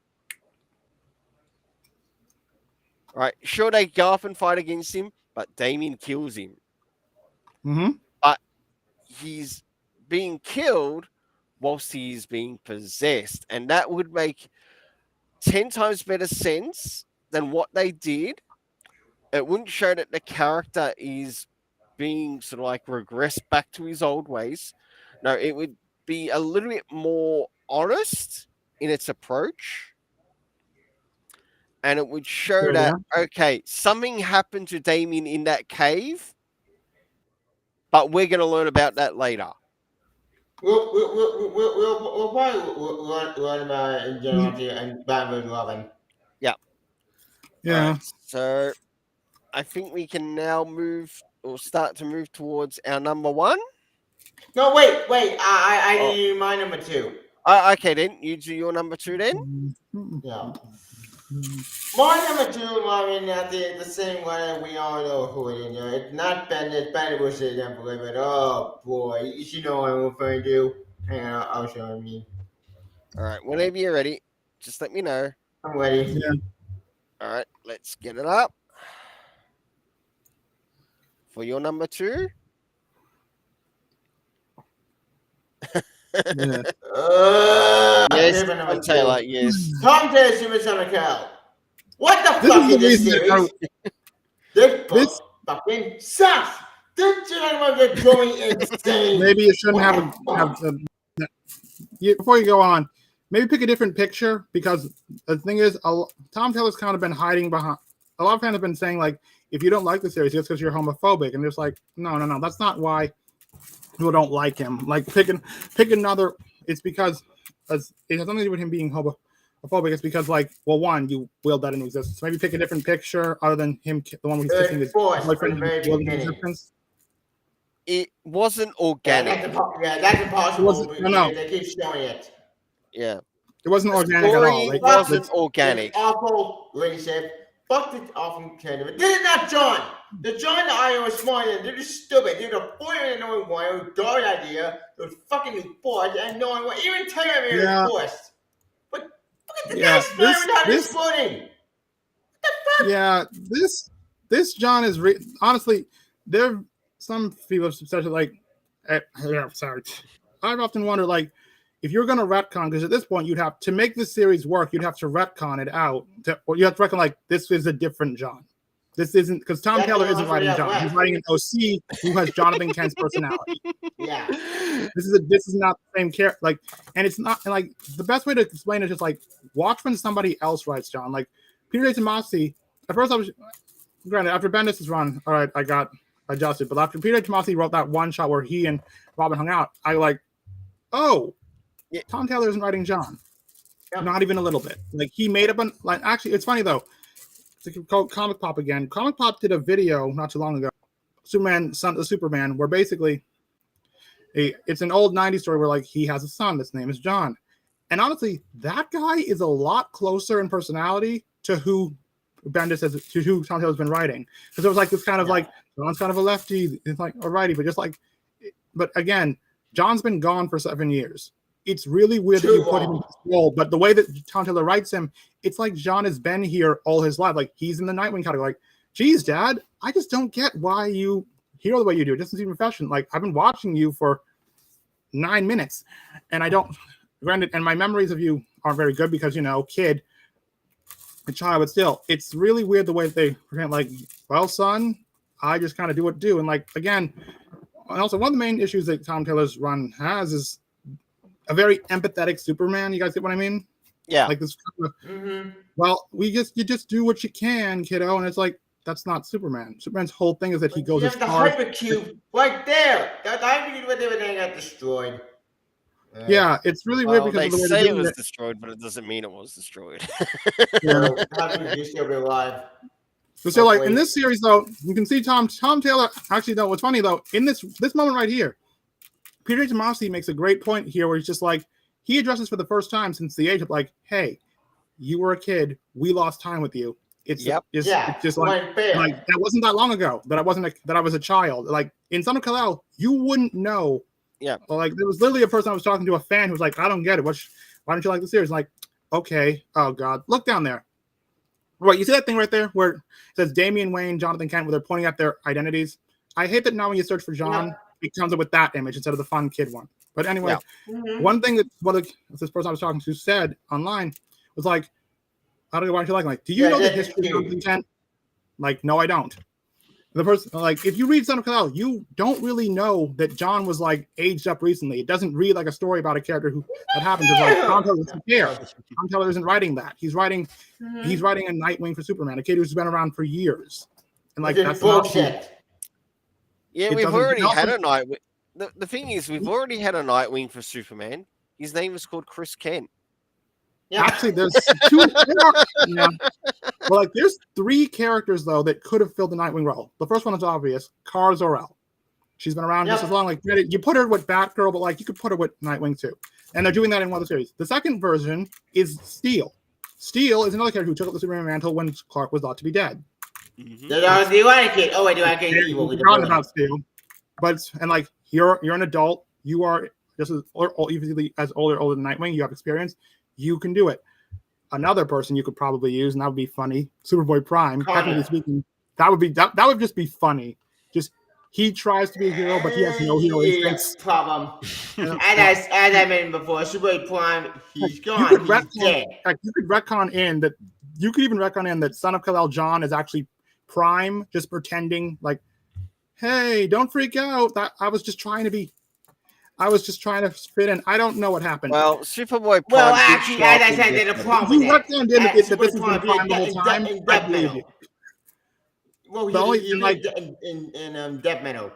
Yeah. And we Although get it's mad kind at of funny Halo. though that in this moment though, to sidetrack to Prime, this like if I could, I would write Prime a series about Prime. I would write. I've literally made a series called The Party Shakers that I made where basically one of the characters is just Prime, but what I would do with him, where like you want to be the good guy, you don't know how. Let's help you a little bit. But anyway, if you used him, it would be But kind of Super funny. Just Prime like became he a good doesn't guy know who John is. in But sorry anyway, to interrupt, but to get back on track, and the final character who I think could have been a better Nightwing for Superman is Jimmy Olsen. wait, what? Jimmy Olsen could have been a better Nightwing for Superman instead of John, because it's like Jimmy Olsen has actually been around longer than Dick Grayson. Oh, Yeah, good point. kind of weird how he kind of like, yeah, they made a thing about he connected with crypto, and I'm just like, yeah, you look and smell like his master. It's a dog. Of course he's going to be nice to you. That wasn't really a. I got your still. Could you pull up Jimmy Olsen? Mm-hmm. This made me mad. This is stupid. But what?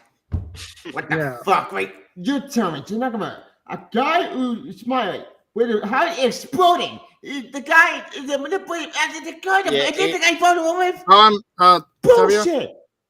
Oh, actually, Tevia, it's explained here what happened. It's a really weird moment. They're at the Kent house, and someone attacks the house because in a stupid story, it was revealed. But anyway, I know. But anyway, time is basically stopped in this moment. In that moment, John is moving so fast that time is basically stopped. And just like another thing we didn't get to see John learn how to do, he can just do the super speed time stop thing. Like, great. Yeah. So there are no threats for him now, right? But he's fine because like that's a villain face, not hello. No. Jay, no, in this moment, in that moment, it's a second. Like time has stopped. Jay doesn't know what's happening. The house just blew up. John recognizes him with super speed. He does know. Like he did admit later on that he knew that Fingo had been taken. Oh, okay. Jay knew. Okay, again, I'm having a tough time reading this series. And like it's funny, this is one of the series where like I'm so mad at the status quo and what we've done with him that like I can't even enjoy your occasional funny moments. But it's just like and like the relationship feels very like there are times where it feels like Jay is the main character sometimes. He is the main character, he's a villain. He's like, manipulating my from the beginning. Like they're seriously trying to do this thing, like this relationship, this thing, like this is such a ham-fisted like when did John discover he was bi? Like when I was 9, it took me a while to bullshit. Like circle. That is a villain. He's manipulating. Yeah, they're really trying to see like he's an anti. You can't always trust him. Ooh, and also Tom Taylor said something that's kind of demeaning, where it's like, "Hey, this Superman's Lois Lane doesn't need to be rescued." And it's like bullshit. Like none of you, but still, when I was discovering that I was bi, and by the way, this is the most mature. How old is this man? Like, look at the way they're drawing him. How old is this adult? But anyway, like that's. But anyway, that's Street villain. Yeah. So when I was coming out as bi, like it took a while for me to figure it out because, like, okay, I like girls, but I also like guys. That's a kind of weird thing. John grew up in a cave, being messed with by a madman. Yeah, but anyway, yeah. So like, why does he have that? But anyway, Jimmy Olsen would be like, here's the story. Superman has to leave for a while. Hey, Jimmy, here's one of the random Silver Age gadgets that made you me. You can be Superman for a while. Or like, because like you've been around. If you look it up, Jimmy Olsen's been around longer than Dick Grayson. That's a Silver Age. Yeah, so like no, the same amount of time, like a few years ago. It's like he's the Nightwing, he's the Robin or Nightwing character for Superman. He's the one that's usually so like that. Oh yeah, Mr. Action. There's a countdown to Final Fight. It was horrible. Yeah, that was a weird moment, but still, it could have been. What they should have done is a thing where like Jimmy Olsen is the one who's taking it, and or like at least have him like helping John, teaching John things. Mm-hmm. Jimmy Olsen hasn't been John, but has no mentor. He has no teacher. The closest dad, like that's a very weird relationship you've established. Still, like, do you guys think Jimmy Olsen would have been a better or new replacement? I would accept Jimmy Olsen over for the Superman mantle. Like that could have worked better than just giving it to John. Oh yeah, he was just giving to John. He went sideways. Cool. I'd have no problem even if they used Connor. Yeah, like Connor Kent. I think Connor Kent would have been better because number one, Yep. He has had a Way more lot, experience. way more experience, got more story than He's actual older. John Samuel Kent. Yes, the He character should is be older stronger. than him. Yeah, I it should mention this. be. He should be, but keep in mind, with the way they're doing it, they might either not show anything or like John's a little stronger. Yep. Like Here's at another least one. Like, yeah, it could have been Jimmy. It could have been Jimmy, not only but that, also like yeah, but also- I had no idea this happened. Yeah. Huh. he's Interesting. also a reader favorite for many. Yep. And Yeah. oh yeah, here's an And- idea. That's Remember that Chris. Grant Morrison run where Nightwing and Damian became Batman and Robin? yep, Yeah. That could have Why? been Connor and Kid John. There you go. Connor's Superman. He I've been graduates. saying that for years. In fact, hang on. Everything that no, they've done to John should have been done to Connor. yep. But Like we if got we- that in Young Justice. It's great. Kinda. Yeah. Everyone Yep. agrees like that was the better idea. They wanted to see these two interact, and so we Yep. didn't. And Like, that would have been 10 times better than what they've given We'll get us. this later. This Oh, never happens. It's really weird that this never happened. That little wait, go back to that. Go back to that in where his eyes are angry. You mean this with John with Does this that abomination? ever happen? I tapped out of No. band as like that never happens, right? Total No, fake out. This never happened. This is bullshit. But it infuriated me. I did too amiable about it when it did announce, and this made me mad. Like, what the Yeah, fuck? it's bizarre. Oh, So- hi, New 52. Oh. John Wayne Oh, Kent. here's the Went thing. psycho. Here's another thing that you could do if you want to retcon something. Okay, New 52 Superboy. He's been gone for like ever. That's Yeah, who he's this gone. is. He got his mind rewritten. That's who this is, and he technically is the offspring of Superman and John. You like that's the retcon I'm He's planning on. technically if I the ever get to clone of Superman Lord's son who went Yeah, evil that and New psycho. 52 Superboy is very, very complex. It it's was like- a mess. It made no fucking sense. But still, It a mess. that would work better than what we have. Look at this shit. agreed. Yeah. This I would think make this was like sense. a Superboy Prime moment because if you look at all the dead heroes behind him, I think it's supposed to be like a Superboy Prime moment. I think it's a dream. Not only It was that- all a dream. Not only that, it would also make better of what they showed future state wise. Yeah. Yeah, speaking of future Like- state, that one Now makes I no know we're sense. not in. That's so, normal. Yeah, No. that is a but yeah, type in it- Connor Kent and John Kent. It's a lot of great images. yeah. What Yep, like yeah, this with one. what they did Look, in this. future state. Big Brother. That's all people wanted. That's all Yeah, we I wanted. want it. Look at that. Aw. Cute. Thank Yep. you. An It inverse would of be what Tim so and Damien cool. have. An inverse of what Yeah. Tim and Damien have, or like Connor is the Yep. older brother that John never had.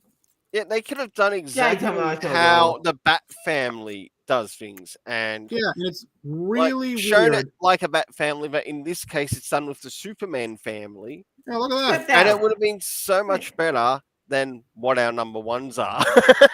Yeah. Yeah, So are we now we ready? want to move- this. That could be great. What the? Yeah. What the yeah, that would have been really cool. Yep, That's the new so- Superman. That's Robin. Why? And that's the new Yeah. Superman. That's the new Superboy. Not Instead- this. No one wants this bullshit. Not me. Not like nobody. Yeah, and it's just like, and like they're trying to make this thing work with Nightwing. It's not working. But also just like, they've basically made it so that. Oh wait, you see that picture right there where he's doing the protest? Down. Yeah. Scroll down. Wait. Which one? Go down, that go down. was Scroll down, absolutely scroll down. horrendous having that. That one with the protest, Uh, right next. No, up. That one where he's holding the signs. The picket Oh signs. yeah. This Okay, bullshit. here's why this doesn't. Here's the thing: it's worth mentioning. Yes, he can't just go blow on the solar ice caps. But one, not a lot of people know that. Two, you have Mr. Taylor. You've basically made it so that you've basically made it that John is Clark's equal in every way in the series. You basically established at the beginning he is Superman too. That just looks bad. That's just not a good look.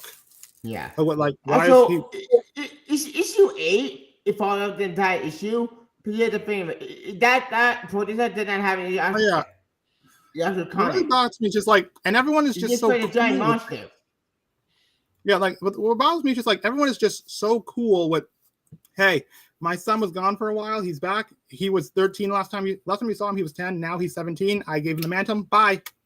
Yep. It's like, Yeah, he go to You've abandoned him 3 times now. The war world. Like in Yeah, Action Comics, she made the That meeting. is I the got most Action Comics clearly meeting. forced. So the guy was crap. But what's funny, the worst part about it is like about that whole thing is just like the moment where Nightwing finds out about John's backstory and that tie-in. Nightwing's reaction should be, wait, what? 9. Why didn't Clark say anything to me about this? You should be really messed up in the head. Oh, geez, kid, I should help you. Nightwing's reaction is like, well, shit happens sometimes. Like, no, like the reaction to John's backstory, which doesn't come up very often, is really messed up. And like it's kind of 11 to 16. Like that's worse than any backstory you can be messed up in your head. Like they're just not doing it. And the sad part is though, like you can't do it. If you were to actually realistically show how this would mess a person up in the head, that would ruin John's character. He would be angsty, broken, emo. Like, and I don't want that. At the same time, to just bring it up and ignore it, like it happened. Oh well. You can't ignore this. You can't ignore trauma. Yeah, it's like not like this. This is bullshit. Yeah, so like either and like what? Here's a satisfying moment. Red Lantern ring randomly Atrocitus just shows up on the planet and happens to be there with the Kryptonians. He randomly says like, this kid's got something locked away in his head. And John just unloads the, hey, I was suppressing a lot of crap. Yeah. Or like just address it. But like Tom Taylor tries to, but like really, Tom Taylor isn't writing John. He's writing his own OC. I hate the way that he interacts with Batman. You how being on the planet, so I don't like it. And then John. I really don't like the way. I don't like the way that he has John interact with Batman at all. It is just it's not John's character the way he interacts with and the way he just reads Batman the truth. Bullshit. Jay is not here with a villain. Jay go for the series. And the way he has the way it's got this whole vibe of like, because John's whole personality throughout the series is like, if you were to sum up Son of Kal-El in one sentence, it'd be like, the old ways are dead. It is time for something new. That is this. That is the summary of this entire series. And like, whenever Batman kind of shows up, it's like, well, I know that this is how you used to do things, Batman, but now, like, wait, you just sneak into places? What? That doesn't make sense. Like, your best friend does that exact thing. You've known that. You've known them long enough. You know that this is what they do. But like, also, you know something about Ryan. What are you, like the detective or something? This. Oh right. I guess you are. So this interaction was really kind of odd. You retconned in how the two of them are. This is how they met. Like, granted, I like seeing young John again, and like this wasn't out of character for anybody. I just in the main universe. It's not fair. Like, but because of that, but it's kind of funny because of that, it's like, oh, Nightwing, you're actually my favorite hero. Since when? Never mentioned before. Yep. Like, I get it. Like, there's retconning, and then it's just like, you need these two to be friends. Yeah. You clearly want these, like, Nightwing, son, One thing I think what would have been really better with this is instead of retconning the past, like start each character with a fresh slate. Yeah. So you could say, really, Damien referred me. Damien and my father referred me to granted, you. Yes, and the Nightwing one. So granted, you have so you have the beginning of a new, fresh relationship. Not this retcon bullshit that they did between Nightwing and Son of Kal-El bollocks. Yeah, and you know what? In Tom Keller's credit, he does in fact have Superman go to Dick and Nightwing, just be like, "Hey, my son's gonna be taken over for reasons," and said, "I'm not gonna tell you. Keep an eye on him." Yeah. Like, I imagine he probably did that for everyone in the superhero community. Yeah, because like, hey, and there was no need for that retcon. No, I just you find me again. Like the way John's talking about, like Nightwing's reaction in this moment is so wrong. It should be like, wait, what? When did this happen? Some people did no one tell? Yeah, and some of the people as well do bring up the way how this story is done. Even with the lollipop, it makes him look like a creepy, you know what? Yeah, and yeah. kind of, and And just like that's not what you want to do with either of these characters. yeah, and the worst part about like Also, these never are our know that he sons. done They're the juggle. same. No, they're not. But the worst part, but you know what's really funky is like Nightwing should have walked out of the room, said, "I gotta go call the Titans real fast." Hey, can we keep an eye on John? I think he's like 2 seconds from snapping. Yeah. There's something really wrong here. Also, and like there should be a scene, and there's not going to be one, where like at some point, Nightwing just goes off on both Bruce and Clark about what terrible parents they are. Just Which yells is like, bullshit. "You abandoned your kid 3 times. You are you like you both kind of raised me. It's a miracle that I turned out all right. You have screwed up both of these kids, and Clark, I am disappointed at you. I expected Bruce to screw it up, but Clark, what the hell? You abandoned your kid at least 3 times for stupider reasons each time. And like it's just like, eh. Yeah, Granted, I this fully was a nice. mentioned you I'll there, give you, and it was a nice I got moment. lost. I just kept getting more lost. Aw, like not fair. Like This is actually a nice enough moment. I'll give it this this. made me This is a nice smile, but moment. it's just Taylor. You can see your junk head right now, and it's right on all your post averages. Forget your Jay Nakamura. Forget your tail standing up for years. Just give it this junk head. That's the junk I don't love. That's Yeah. what I want to ball. Not your tail. You know what's funny though? Ratgun flat. I don't want the ball. Like fuck The main issue I have with like some call out, if you want to take it, if you wanted to make it work, fine. But let John be a teenager, like make him actually sound like how a teenager sounds. Like, for example, he is constantly nervous. He is 17. You know what he's doing, and like he can do certain things. I want anime of that. That's cute. Like do a thing where like he is constantly questioning how he acts instead of this unstoppable confidence and experience that he shouldn't have. But also like do a story. Okay, in the first issue, do the whole news thing when instead it's just like, I want to be a good Superman. And like Clark gives him the title, not because you've earned it, son, but because like, I screwed up royally. Hey, you said you wanted to be Superman, right? Last time I saw you? Yeah, you can be Superman now. That's great. And like make it so that between John and his parents, it's weird. They don't know how to talk to each other anymore. Give me that moment right here with the door. What the fuck? That would be really good. Instead, they're just super close. Like, I love every part of you, son. Like, why are you two so close? And then do a thing where like John, you want to introduce Jay? Fine. John randomly discovers Jay's news thing through somebody. Make the story about like information. You want to do a modern storytelling? Make the story about getting all your information from one source. He randomly discovers the truth and like, I'm a Superman. I can go do that. Hey, I listened to you once. It worked. I listened to you again. It worked. I'm getting praise. Clark left. I'm in charge. It's all good. And then one day I screw up royally. Like it's just Jay Nakamura find out Jay Nakamura manipulated John. No, it's just like Jay gives him wrong information. John screws up royally. The entire world is like, oh no. Then they're like, wait a minute. Oh no, Superman and got his information from this place. This kid's a troublemaker. Or SJW Superman. Just put that in the thing because you're gonna get called that anyway. And then like John is wrong, and it hurts. And then like he, like a teenager, goes to his room and hides because he's a boy. But then the other heroes show up, like Nightwing. Like, hey, come on, you're not the first one to get it wrong. You've got it. Like Lois just says, like, hey, I got it wrong. You're like the Superman family comes. The other hero's like, hey, you want to come? We're doing this. Superman, like he earns it. We Peter Parker him a little bit. It's just like make it seem like he didn't just you're Superman now. Now have him actually earn it.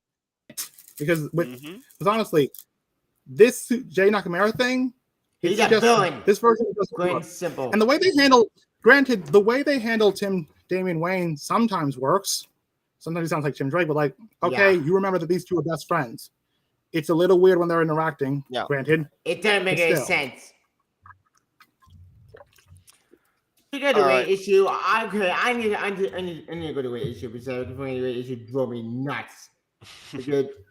So I guess we're gonna get to number 1 now. Are we all ready to move to number 1? Not yet. Okay. There's one thing I do want to tell you. What? 2 things. 1, Gossamer. What the fuck is Gossamer? That name is stupid. Who? that Jay Nakamura's new name. Jay's hero name. What Blossomer? Oh yeah, I'm convinced that you. I honestly, at first, I was just like, okay, so you wrote so Tom Taylor wrote a series about a young Clark Kent where he's a little bit more socially active. This was supposed to be Lois Lane. Now I'm starting to think you wrote a story about an independent hero called Gossamer, and you figured you could work him into the series. And granted, because I did a similar thing when I made a fan series about Superboy Prime. I worked in my own OC team, but like this feels very ham-fisted and very forced. While like the relationship happened like that, like in bisexual relationships, it's tricky. Like when did John discover he was bi? When Tom Taylor learned that he could use that for attention. Yep. Like when did he discover it? And like even in his LGBT, even in his Pride edition, it's just Pride's a party. Come on, Damien, let's fly above the crowds. Like with my new cape, because I'm the new gay face. I'm like, that's kind of offensive. We're still getting attacked, actually. But still, like, when did you discover this, John? When you were in the future? When you were here? When did you, like, how did that happen? Fuck this relationship. Fuck this awful ending. Yeah, it was. I don't know. Let me kiss my boyfriend again. I totally agree. Yeah. That particular story was badly written, and when I reviewed it, it did not get very high praise. This broke me. But one of the better stories that I did actually like in it, Tim Drake's. No, not so much, but in relation to the Super Sons, because there's history. Because remember, we are talking Super Sons here, not. Oh right. Sorry. I did actually like. The Damian Wayne and Connor story. You know, the one that which they were going to try to use to make. Oh yeah, there was going to be a thing where like he's ace. You know what? There's not that story came off way better than the other one. Is Damian Wayne ace now too? No, they can't be. He has no.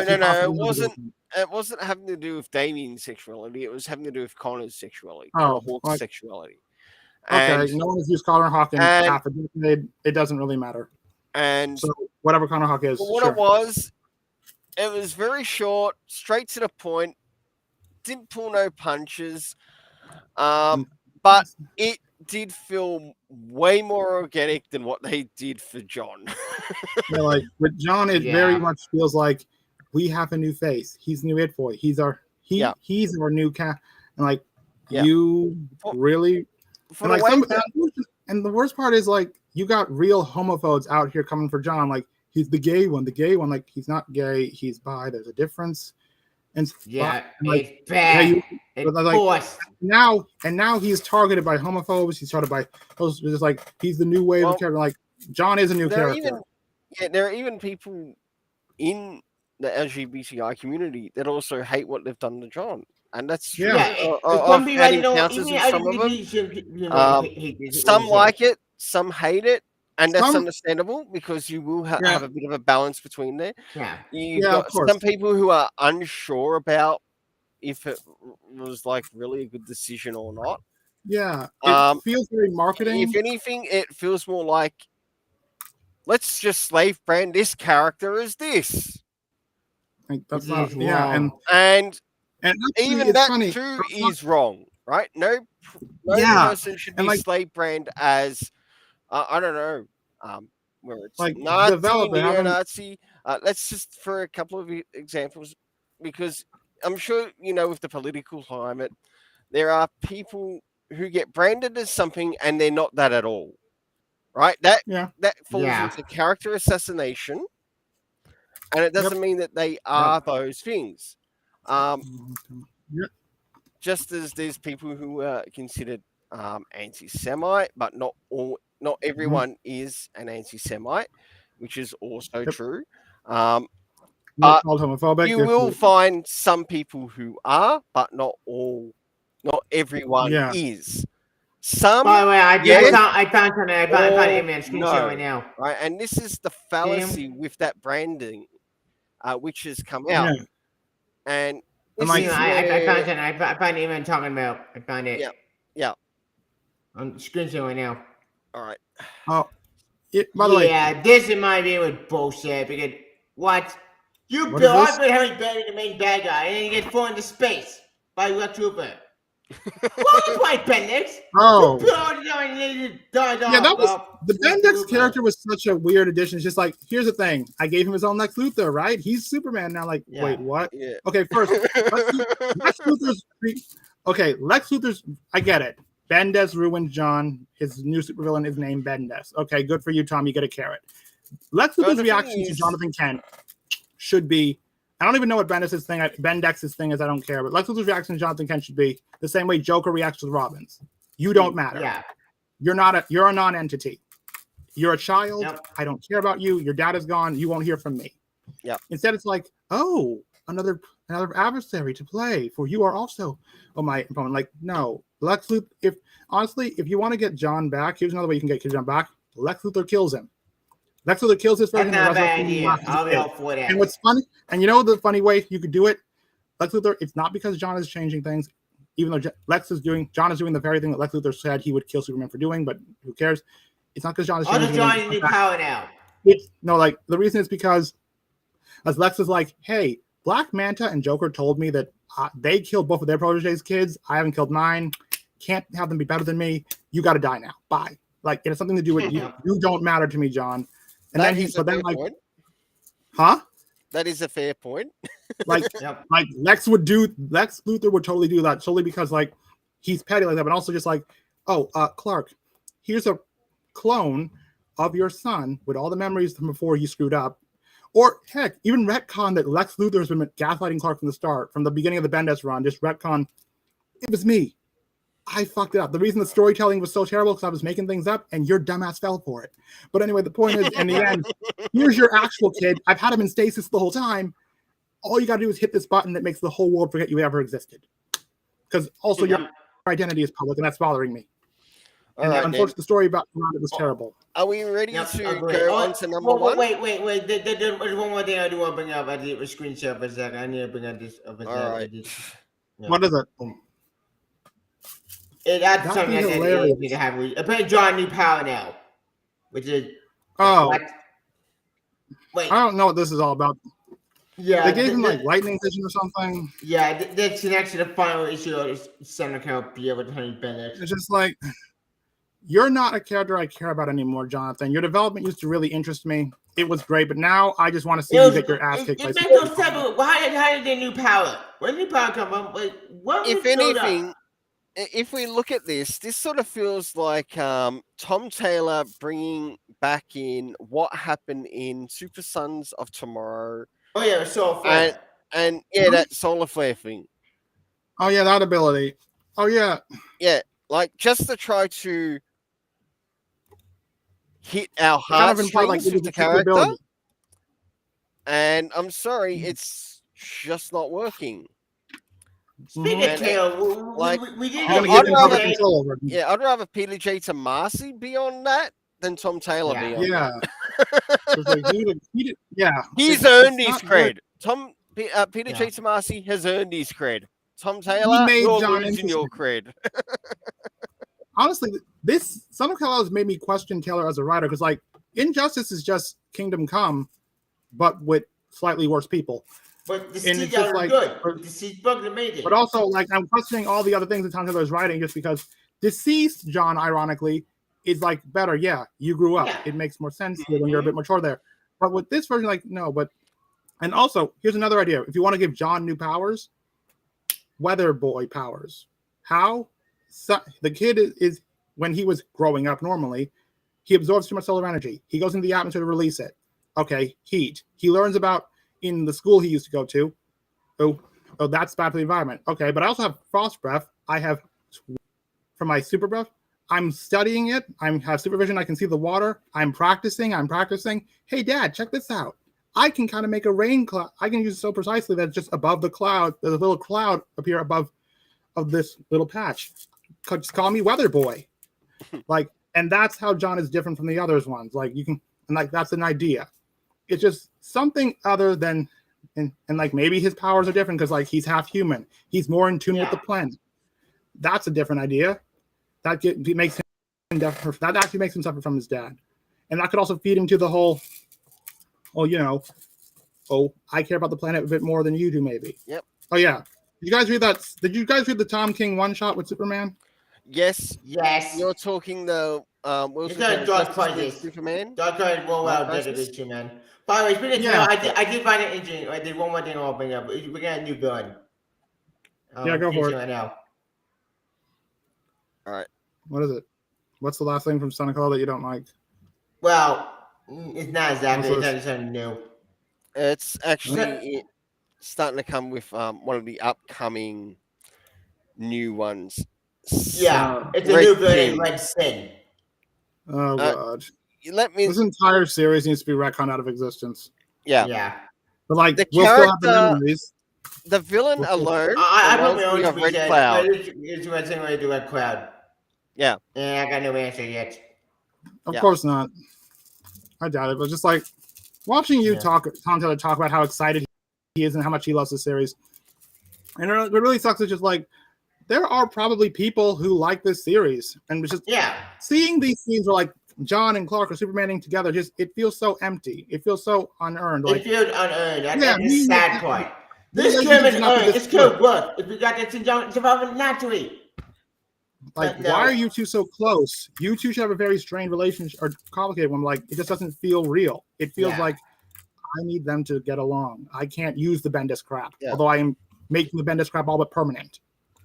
Even though you don't 'Cause have now to the use world crap. knows. That's what kind of existence. You'll be happy. I mean, actually, kind of one very bitty, which okay, I need to bring this up again because I need to bring this up. I know, I'm taking a lot of time, and I'm Yeah. sorry, but I need to bring this image up. The image does actually bother me. Actually, one my bitty. What is it? Hang on. I think I can find this here. Are we going to finally move into number one? Yeah, We're going to? we'll move number one when I find the image. What is it? No. Oh, you mean the one that shows a young John in it? Yes. Yeah, what about it? Yeah, that one. Great. Here it is. What That about it? is an awesome cover. You know? Yeah, I wanna it's get that. hey, give us back the I thing. want to make we- some more young John Guy Barry cover. Why do we do? That's what I don't get. Some artists always do that. Like they'll make him look younger. Like if I was forced to use Seneca L. John, all right, fine. He's younger. He's smaller. He sounds like a kid. Fight me. No. But just like because, Yeah, that's my John. That's my boy. It's not fair. yeah, we know. All right, then. All right, Yeah. I guess so we it's can get to number time one. to move to No, our let's go number number one, one. to which I'm guessing it's all Bender. All Bendis? Yeah, it's all Bendis. Yep. It's Bendis. So, yep, we've got Brian Yeah, Michael Bendis for number one. And All I can say about this is that according to history, Bendis is the reason Bendis gets away with all the stuff he does. He's apparently the nicest guy you'll ever meet. So apparently that's why people don't hold grudges against him for the things he does, because he has a tendency to just screw over creatives in left and right because he's very nice. And it's just like, also, for what it's worth, he clearly didn't want to shit the bed with these things. He had 4 runs. He clearly didn't want to do if he was not like them. Clearly, and like he should have been maybe on Batman or something, because like you can hear him talking about it. But what most likely happened is had a story for Superman, but that required a certain status quo. So he rewrote the status quo to make it fit, and didn't really care what he had to get rid of or ruin. A bad status quo, no one. Yeah. The Event Leviathan. Fuck that event. It was crap. Event yeah, Leviathan had to deal with Damian Wayne. Okay. Leviathan, that should have been Tim Drake. Tim Drake is the smart detective one. Why did you use Damian? Because Talia on the was team also of on the detectives. roster. Also, why did you use Plastic Man when you should have used Elongated Man? He's a detective. Oh, and you resurrected Manhunter. A whodunit story should be someone. Yeah, here's the thing. Mark Shaw Manhunter. Mark Shaw, that guy. I forgot you were so a fan. You've been action comics. Yeah, a whodunit. He tries to set up this whodunit mystery. This like it could be anyone. Who is Leviathan? There's like, okay, a whodunit needs to be someone you can guess, not someone you can Google. Something you have to Google. Like you had to look up this character that no one knows about Bendis. How do you know about him, honestly? Because you don't do research. Yeah. It's like okay. And like, by the way, I don't think one thing I can say honestly is like, I don't think anybody likes what Bendis did to Superman. No Like, one I have did. yet to see I it. saw me Like, good. I scour. I spend my time looking through comments. I spend my time looking around. I asked. I checked. No, I've maybe found 3 people who said like, I kind of liked it. It was okay, but everyone else just agrees like, this sucked. He ruined it. You ruined. Yep. To quote Superboy Prime, you ruined it. You ruined everything. Yeah. Oh, this is just a little joke I made up. Superboy Prime was right. Yeah. He Like was like sometimes for once. companies need to be fixed. Yeah. All be eradicated and blown up. Wait, Like, maybe a little wow. bit extreme. Man of Steel was Very extreme okay itself. until about issue 3 to 4, and then Issue it 6 just broke me. Issue 5, issue it 6 just broke everything. Yeah, it's like, it shite and the it's bed. funny. I guess think it's because he's famous. He's a famous comic book wise. He's famous, and like because like all 4 runs, I didn't hear anything good about them. And Remember Naomi? That got TV show. Oh wait, it got canceled. There's no didn't it getting get Naomi. canceled? She's a born character. Well, I mean, it was made for TV. That's why. It bombed. But well, in all fairness, like do the book. Without sucked. he made the book. He made the book was clearly made to become a series. Like fair It enough. failed. In the comic book world, it's tricky. It's like fair enough. Get your money. Try to get your thing on. But like, bro, at least try. Put some effort. Like her powers were never really explained because like, what's easy for us to do in a CW show? What exactly is her backstory? What does the villain look like? Let's wait for the CGI to figure it out. And but what's funny with Bendis, and guess how it ended with Naomi? The thing is, the TV show garbage. No, the actually had my son Naomi. His Man of She Steel tried her stories best. was. I'm not the actress. She did her best. What she did. Yeah, it's funny though. It's funny. The Man of Steel way. miniseries that he launched as ahead of time, which should have just been a test run, just like, can he write it? No one liked it. Oh crap.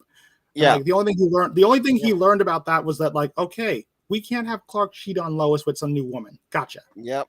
But we can still do everything. But also like the art is actually pretty good. It's just a shame it's wasted on this terrible story. It seems to be running gag in comics actually. But also, how do you go from writing 4? Let's call even mediocre stories. 4 mediocre stories, in my opinion. and it's just like you do that. I don't remember hearing good things about any of them.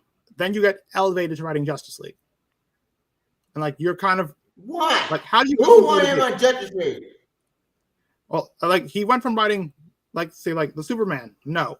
Action Comics, no. Well, Legion of Superheroes, I didn't hear anything. Young Justice. I don't think hell no. And his Young Justice was apparently also not very good either. Because like No, I don't remember anyone liking it. Sucked. It was crap. And like the reason again, it's Bubble. Maybe everyone loved it. And like granted, yeah, he brought characters back who've been dead for a while. No one had touched these guys in a while. Fair enough. But really, he didn't need it either. In Flash War. In Pokemon Flash War with his BS. Like he's in Flash. Connor had been missing. The worst part is find Connor Kent. The worst part is poor Connor Kent has just been somewhere else, and like he never bothered trying to come home. I don't even remember what the context was where he's been. But also, this Legion of Superheroes thing was really weird because that whole thing. Okay, so I just missed out on seeing my kids growing up from like 11 to 16. I missed all of it. He's back, and the last time I just let him leave with somebody, that happened. I'm gonna let these random strangers show up and say, "Hey, we want to take your kid to the future." Yeah, which was bullshit. That drove me mad. Like he's left again. That was so bizarre. To the future? It's like because Bendis wants to put him on the Legion of Superheroes. Yeah, and there was no need for him to be thrown on it. Yeah, but here's the funny thing. Legion of Superheroes. I know I keep bringing him up. You could have used Superboy Prime with that too. It's just like, hey, he's back. No one really remembers him, and because he's from a previous era, and like he's trying to become a good guy again. Okay, put him here. The Legion and of characters who either know about him or maybe they want to help him, or maybe Prime is back. Everyone in the present knows and is terrified and hates him. The Legion don't know him in the future. Yeah. They just send him there like that, or like just send Connor there. Like that would have been ruining John just to write your new series. and that is what you did. Full stop. Yep. And it wasn't even very Oh good. yeah, Tim. I want to show you my background that really pissed me off. Can I show you? Like, Tim. Yeah. and also it's a real shame because he also got to write Detective Comics number 1000. Also, yeah, Why? that moment where he revealed his identity. Why again did he reveal his identity again? Yeah, it's issue 18. This was stupid. Like 19, It was. 29. Why did he 29? Why did he reveal his identity again? No, it Remember wasn't why? 29. I It could be really was stupid. in the teens that it came out. So 19 to 22. Yeah, issue 18, which is stupid. Yes, a very big moment in Superman's history was ruined and here's the funny part. Clark Kent is a fundamental part of Superman. It's a fundamental part. Yeah. But when Bendis was writing it, you could tell Bendis didn't care about Clark Kent. He didn't walk Clark Kent around. He didn't think Clark Kent was important. He basically ruined Clark Kent's entire life and status quo. This drove me mad. Even Clark Kent was not the main character of his own story. He wasn't around anymore. And what's really telling, like, you could tell Bendis was reshuffling things to get to a status quo he could work with, and like even then, the story wasn't very good. Yeah. Not only that, he also emasculated Clark Kent as well. Why? Because he did. If you look at the Man of Steel, what happened in that? The relationship with Walt was always beat some crap out of Clark Kent or Superman. Oh, and in comes Kara Zor-El to help save the day. When Lobo-Zard. Lobo-Zard is a Lobo ripoff. I feel like when Lobo-Zard gonna punch bloody Kara Zor-El in the face? Oh, we won't have that. Oh, but she runs to one big excuse. Oh, let's bring in the phantom projector. Yeah. What she does. And what's funniest about that is that in classic Bendis fashion, whenever Bendis does something that is like, that was bad writing, like, I know. Bendis already said, like, that was kind of cheap. You kind of just got rid of the problem with the MacGuffin box. Like, that's kind of cheap. Like, probably shouldn't have found a better. Oh, well. And it's like, what are you doing? But also, that's my video. Poor Superman's other dad. Superman's other dad. This reuniting of the Superman and family. Superman, Superboy, Supergirl. That was like, it's so rare that the team works together. Like, no. One, because Bendis is writing it, so he couldn't write them before, he can't write them now. Like, it's just like, this whole thing was just a mess. It was. And like, it's sad, just like, but you know what? This broke me. Yeah. This was crap. It's like, this is so bad. It's disrespectful to Lois Lane, because like Lois Lane has been around since the beginning. She can handle space. She was also a really good mother. In space. Yeah, like this is the same woman who put on a Hellbat suit to fight. Eat the Eradicator. She couldn't handle space. Like, he didn't need his mother and face with this stranger who somehow convinced both of us to let him stay up there. Yep. And Clark's reaction was, I think Bennett did well. Are you high? Like, okay, yeah, let's go like, but like, here's the worst part. Like, Clark's reaction to that should have been like, okay, where's John though? In space with his father, with his grandfather. Where is he though? Location? I have friends in the Green Lantern Corps that they can't find him. The writer keeps forgetting that they exist. But anyway, the point is like, where's my kid? Oh well. Also, you're my wife, right? Why are we just sleeping together casually? It's weird that you were hiding from when I came back. What's up with that? But anyway, about to change the message was that he did away with the whole thing early on his run. We did that change, well, you can make it better. Fuck you! Are you high, CBR? No, calm down. He outright said that this was a mistake. No.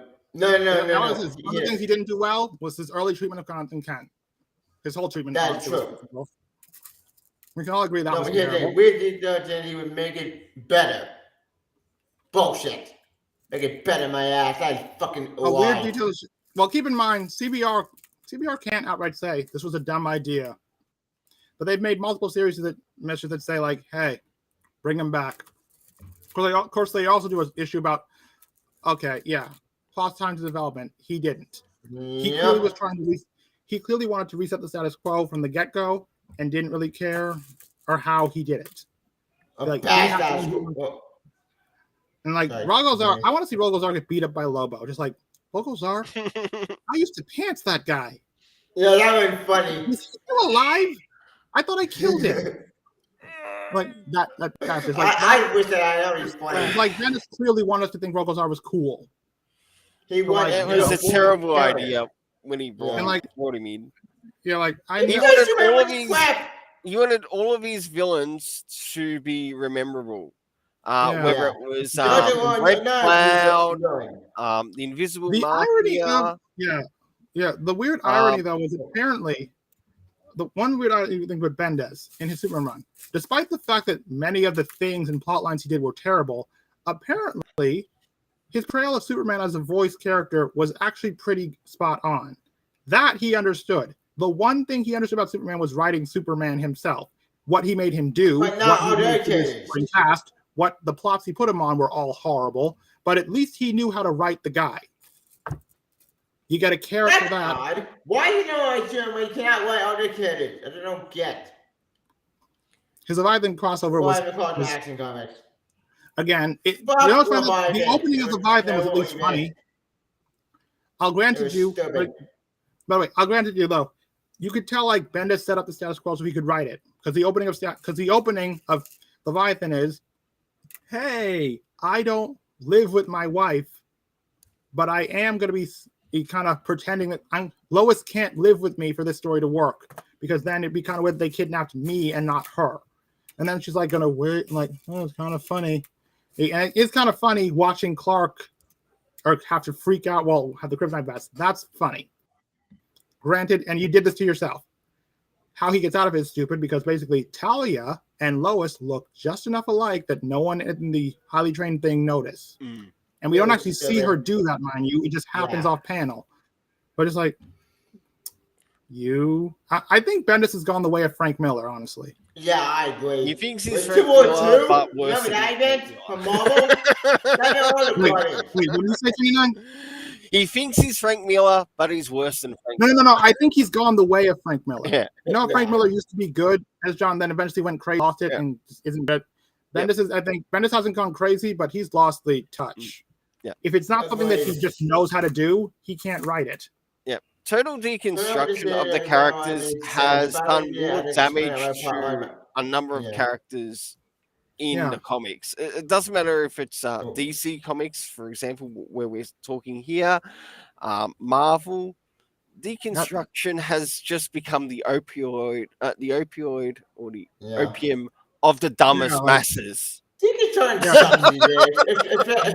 Marvel. Spider-Man? Everybody wants it's Spider-Man. I'm going to take this character. I'm going to break him down to his lowest number. I'm going to explain to you what this guy's about. And I hope to God that I understand how the character works. Oh, I didn't. This whole story was nonsensical. My bad. Okay, then rebuild him. No, I'm not going to rebuild him. He's your problem now. Like, remember you idiots? All right. Remember when Tom King said that Batman was his suicide note? Was Bruce Wayne's suicide note? Like, that's not how suicide works, Tom King. It's kind of way that you don't know that. But honestly, if you read Heroes in Crisis, I don't think Tom King understands how mental health issues work. I generally don't think he understands how they work. Because the entire concept of sanctuary is just not healthy at all. Yeah. If you all the villain as a point characters, bullshit. The new villain suck. That crowd. Who has that crowd? Nobody. Okay. It's me. But anyway, yeah. So anyway, get back to the Bendis thing. Well, there's 3 more to go. Yeah. What's kind of sad is that, like, because of how Bendis is at DC, I don't think you could, because usually what they would just do is, okay, he's gone, get rid of it all. But they're keeping a lot of his status quos around, and it's like, why? Why? Like, why is Clark's identity still out? Why is John still an adult? Well, thanks to Tom Taylor, he might be stuck this way because you've made him a character representation. The only way you could really there's no retcon of existence. I don't give it out. That's retcon. Yeah, like, granted, it would be way more interesting to watch John develop and learn that he's this way as a child. Like maybe on one side you got Robin on the outside. You got a Wonder Girl. Like, I like them both. That'd be an interesting story to tell. I'm developing myself as a hero and as that, and I'm 14. That'd be interesting.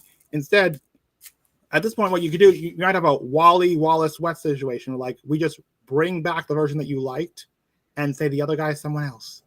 Yep. That's not bad. Yeah, I'm saying for years that can work. He's from Earth 2. He's from Earth 2. 3. He's from the Crime Syndicate. He's Ultraman's son. He's another clone that Lex Luthor made him just to fuck with Clark. And like, I can't believe that you bought the Bendis stories. They were so stupid. I can't believe you believed all that stuff. I made some of that stuff all on the spot. Wait, how do you explain Mr. Oliver Joel? How do you explain that problem? Like, that'd be funny. Or like, yeah, like, do Jor-El like, showed up in the Oz Effect. Man of Steel one. Poor Jor-El. But he also did show up again in the Man of Steel run. But it's still bad. It made no sense. They made it that Jor-El originally was revealed to be mind controlled at the end of that story. It wasn't his fault. I'm guessing Bendis didn't get that far on the wiki because he just like, Jor-El doesn't like Earth. Got it. He's going to take his kid away. I don't have to worry about him now, right? Bullshit. It's not man controlled them in the other fact. Like, I know Bendis it was all done to get both Lois and John and Lois away from Clark. That's what it was. And the That's sad part is, like, it was, and the thing is, it was painfully hard. It was like the one more day level event. It was like, Bendis couldn't be more transparent. And like Bendis' writing is very transparent. You can tell right away once you find out what he wants to do, like, oh, okay, yeah. You want to do this, and you don't really, and it's so and like, again, at the end of the story, they introduce Clark to, the reason he has John leave is nonsensical altogether. Like, if you know Clark from previous stories, you know that like he was very overprotective of John. So was Lois. Why are you gung-ho about this? That went out the window. But he's abandoned him 3 times anyway. But also, it's just like what was it? Legion of Superheroes. Bendis tried to make Damien like a bit of a Hitler Nazi. Sorry. Are you? Ignoring Damien. I didn't read Legion, but from what I understand, I'm sorry. I wouldn't read Legion. Yeah, from what I understand, when he brought Robin into the future, Robin was out of character and kind of a bastard. And like, what should have happened is that John left with Robin, but instead, John just had to leave. And just like, but also, Bendis' portrayal of Damian Wayne is this petulant little child. He doesn't know who Damian Wayne is. He doesn't care. Yep. Yeah. And if Bendis doesn't care, your character gets assassinated. Not only that, he also made the superheroes of that future feel assholes. Villains. Like really? Villains. And when you read I couldn't bring myself to read it. Like, what's funny is that like the reason I know that Bendis' stories aren't like super popular, one comment section. Granted, you can't go by comment sections these days, but still, it's because like Comic Historian, Comics Explain, Casually Cop, particularly Comics Historian and Comics Explain. Both of those guys, 3 millions of subscribers. They post what is popular so that people will read it. The second, they were both big Bendis fans. The second the Bendis Superman run started, they stopped. Oh yeah, they did and then it was kind of over. And no one, and like everyone seems to agree, aging John up was a mistake. But the longer John stays an adult, people are just like, I guess this is who he is now. Like, he's been an adult Where's your anime series? Why? Why did he get all this play? It made no fucking sense. Like, what was even the point of bringing him into the Legion of Superheroes? Oh yeah, know that this is. I'm pretty sure that's what Bendis was trying to do. Like, get me I can do an adult animated Legion of Superhero series. No, you can't. Why? But go ahead. Yeah, it's like issue 3. Yeah, and clearly, there was a story here where did anybody read the Legion of Superhero run? I read part of it. It broke me. And it's like, this story is it's Bendis writing. Yeah. Yeah. And like I remember. Also,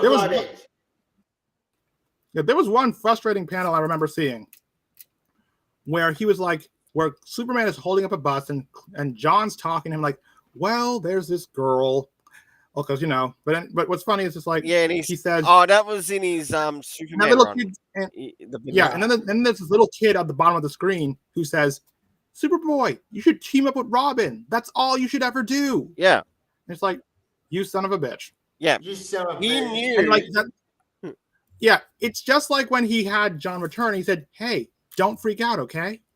Yep. Oh yeah, I found it. I What found you it. do. I found it. Yep. You see? Yes. Okay, Bendis, I'm gonna write for Kitty Pryde. I'm just gonna destroy her because I know how much you love her. In fact, I'll also. What does Naomi do when you finally decide what Naomi does? Okay, whatever it is that she's done, whatever it is like she does all the time that she's immune to, that's gonna be what destroys her. Mm-hmm. Solely because you don't care about other people's writing, I won't care about what you do. And like, it's petty, yes, but it's also just like, I've heard that there are writers who actually do that. Like, that's why a lot of Bendis characters either become more popular when he leaves. It's just like they treat him kind of. Oh, they treat his characters like, oh yeah, the Mr. Toys forced to interact with. Also, like some people say, like the reason John is much more mature now is because he was in space with Legion, and they're just like shit. No, and also like that's why John can speak other languages and knows how science works. And like, the soul thing, you know what? At least this guy kind of looks like John. And Son of Kal-El, he looks like everybody but John. Yeah, looks like Travis Moore and something. At least he looks like a teenager here.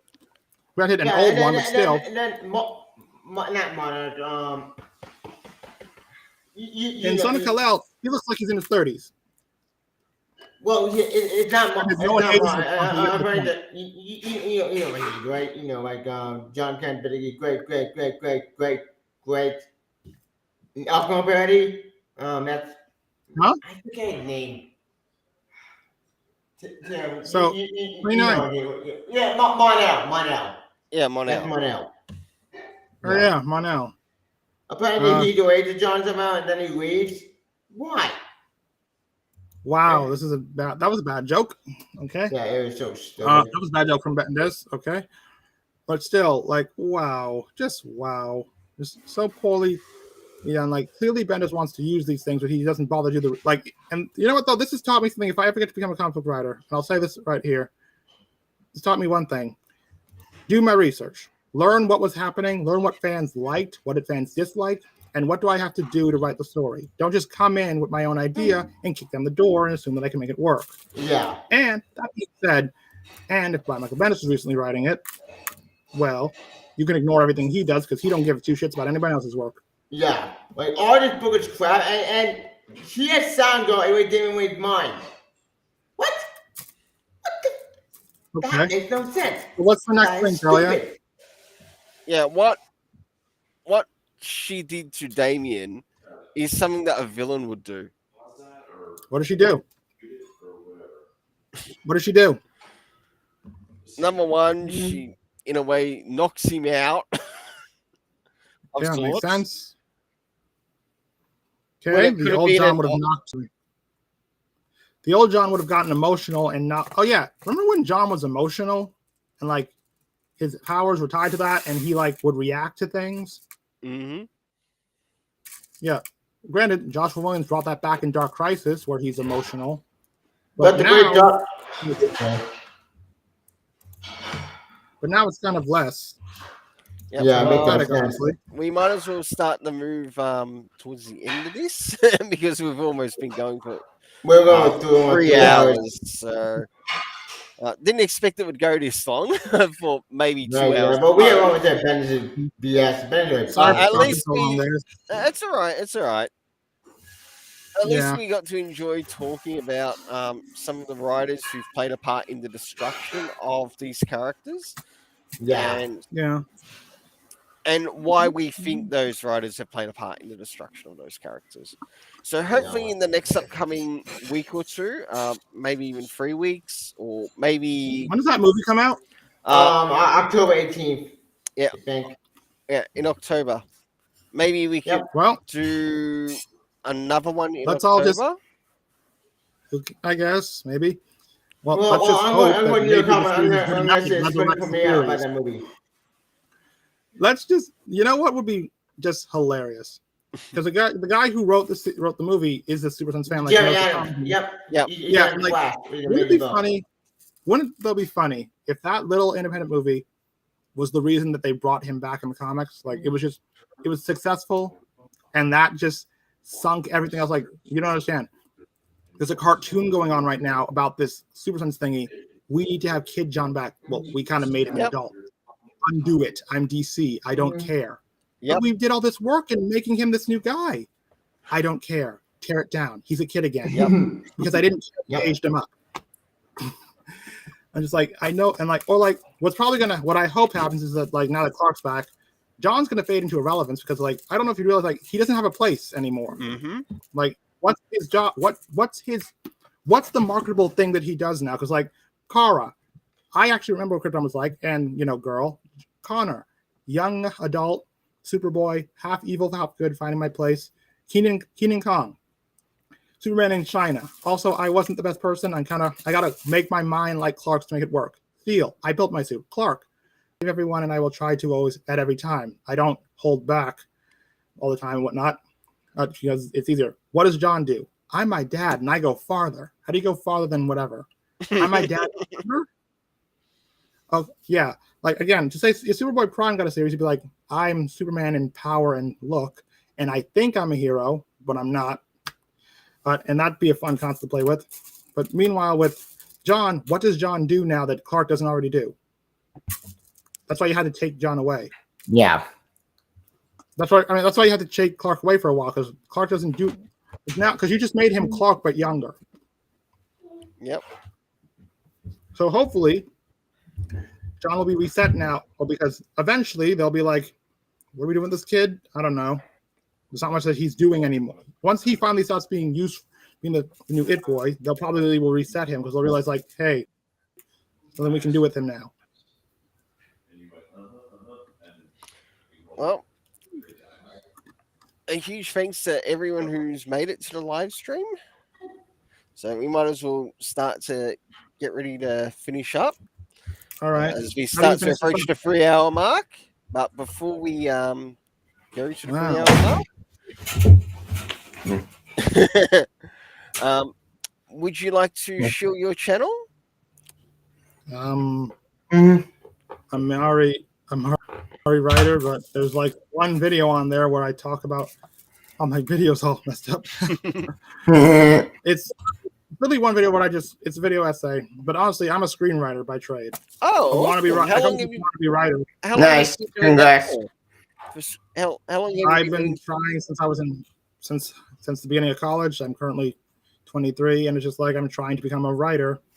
Oh, Screen all messed up. that's awesome. But like I could, on my day-to-day, I could write for DC Comics because I just like the characters so much. I don't like their current, but you know, that's just life. Yeah, sometimes you like it, sometimes you don't. But I'm also trying to write my own stuff. I'm currently auditioning. I'm trying to do a thing for Nickelodeon. They're doing this contest, this splat thing, like they're looking for new characters.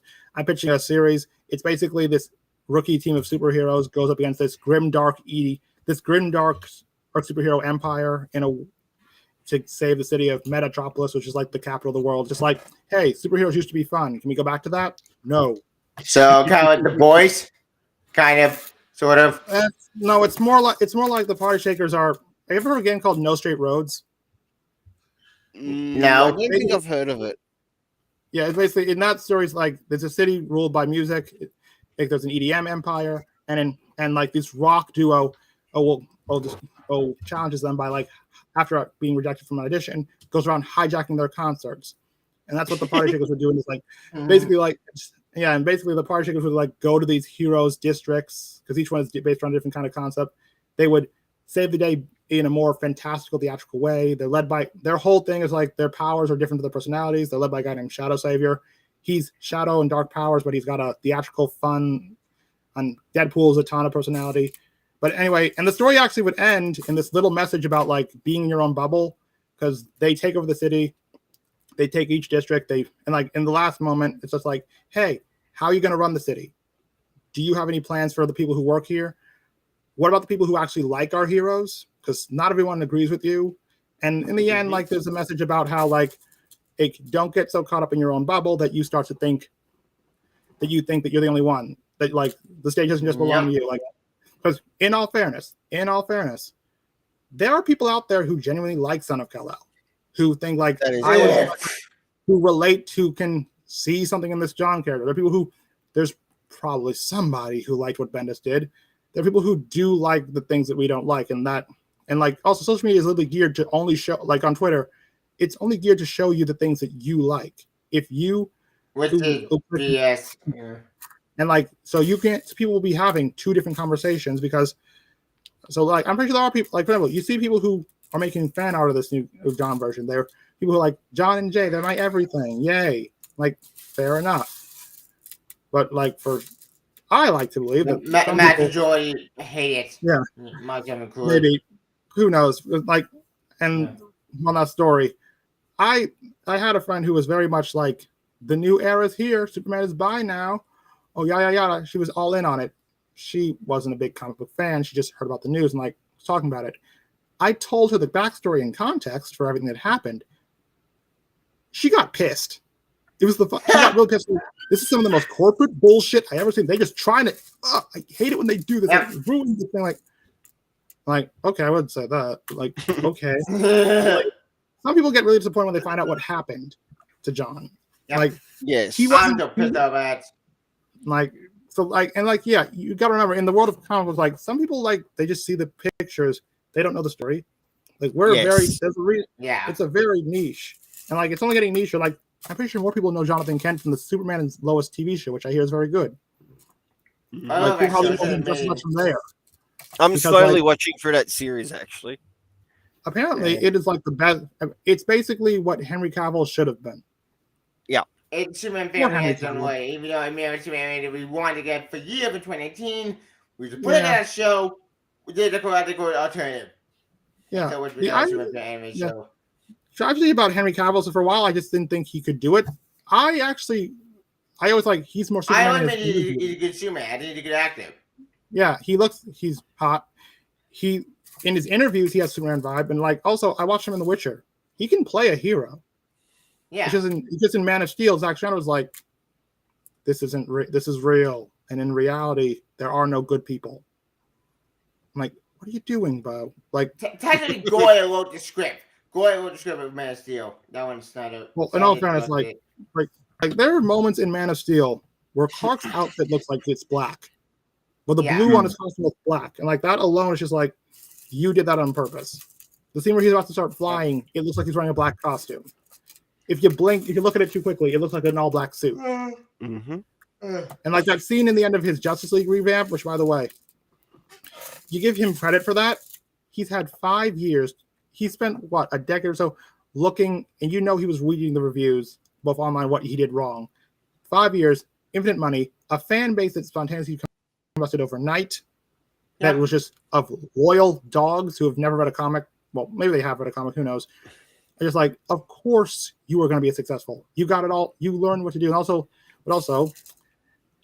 that moment where Superman's eyes are angry, evil red, and like he's wearing the black suit, and like that's what Zack Snyder wants. I think that was amazing. Well, yeah, but like I'm pretty sure that's what Zack Snyder wants Superman to be. That God from on high who's with the glowing death lasers, because you notice wearing all black, descending slowly, and like that's what he wants. That's cool. Well, that's Superman. There's always dark side for that character. Yeah, why do you think he had Superman become a savior of dark side? Why do you think? It's actually funny in the series. I made a character called Weatherman, who again they're each of the Hero Force elites that you got to fight. The heroes like fight in their episode. They're each a parody of a grimdark version of a Justice Leaguer. Because I don't have a lot of. Because I just keep boy. The 7. I just can't stop making my protagonist beat up the Justice League. I don't know why. It's the weird OC fan thing I do. But anyway, in the story, when he arrives, he looks like, dark suit, angry god, big muscles. But in the end, that suit gets torn off. One, his personality is actually like a Superman. He's a genuinely nice person. And he's nice to the protagonist because he knows him. And in the end, he gets a more like Superman-y outfit. It's a sweater, a bright blue sweater, bright red boots, Yeah. belt, light blue jeans. He looks like a hero, and he's wearing glasses. It's because it helps with his eyes. Just like, look at that. You look like an actual hero. Well, I Not really the- hope things turn out really well for you with your screenwriting. I have to too. So I'm living on a prayer and in my parents' basement. So big dreams. Yep. Thanks for letting me talk your ears off. no problems. Anytime, man. And you can be found. Is it the Wannabe Writer YouTube channel? I don't even remember. I don't really make YouTube I stuff. know so it. I know I'm I know it following. now, though. Clearly, I'm doing I know something I am right. subscribed to it. Oh yeah, it's Wannabe Writer with Yeah. a Y instead of an I. Yeah, Eh, and I think That's that's great. really clever, actually. The way you've done that. Yeah, I figured. Well, I figured it would just be like, one. Yeah, well, I want to be a writer. yeah. So really clever with that. All right. Thanks. Nice. Oh, me? Oh no, Tevia, and how do you pronounce your name? Tehillim29. Tehillim29. Thanks for having me. Yep. So I You're don't have to welcome. talk too much. Really enjoyed having you on as well. And Yeah. don't forget, Nice we talking can. to somebody about this kind of stuff. It's nice to find other people that you've got similar interests to. Yeah. And you guys aren't raging homophobes. There we go. Yep. Just That's double how we gotta do that now. checking. Well, All right. Here is the link to his page. Oh, to Amari's. right. Thanks. So Oh, definitely check that out. Oh, to Harlem, a bit of advice. Yep. Maybe you might want to put like keep time of when we were talking about different like numbers. Yep, It's no like- problems. I'm sure I can fix it up afterwards anyway. So Yeah. Because like it's 3 hours. People are like, okay, what was number 1? I'm curious, but I also don't have 3 hours. yeah, I can always I fix it up understand. afterwards. So Yeah. All right. Well, nice all right, talking to you guys. Yep, nice. Anytime, man. Thanks. You can also catch up with Tevye, and you want to let them know where you can be found, Tevye? Yeah, you can follow me on YouTube, Devin Smoker, on my page, on Twitter, or go group right there, man. You can follow me on Twitter.tv, Devin Smoker. I may make a TikTok in the future. Keyword maybe be TikTok. I mean, it's gonna be hellhole. But if that don't expand my channel to do YouTube short unfortunately, I'm gonna have to do the compromise. Even though I'm not a fan of TikTok, because it's just, why do I need this? It's something stupid. But I'm gonna make my mentor want to expand my channel, but I don't want to expand YouTube now because YouTube short now. Why? Wait, I don't. Yeah, I don't get it. YouTube's so broken these days. Despite stuff, I still might make YouTube as well. I did do 2 videos today. One thing I didn't camera today, I did do a video that took 41 minutes to make that video, and the second video I made with the Discovery stuff again. Because apparently Congress is gonna buy Discovery. Great, wonderful. Another merger. Why? Yeah. Even though they only got better by Discovery, why now she's going to sell Comcast? What the point is going to merge? I don't understand. I know I don't fall to shit. Yeah, it's probably something that we could talk about on another live Yeah. stream outside of this. But Yep. thank you, Tevye Smoker, for making it to this live stream as we got to talk on the top 5 writers who have played a part in ruining the Super Sons. Super Sons. Yeah. And of course, you can find myself on this channel, to which I have things set up in relation to, say, playlists, to which one playlist covers everything else outside of the Super Sons. So all types of comic reviews, manga reviews, anime reviews. That's covered in the Rainbow Press and Comics.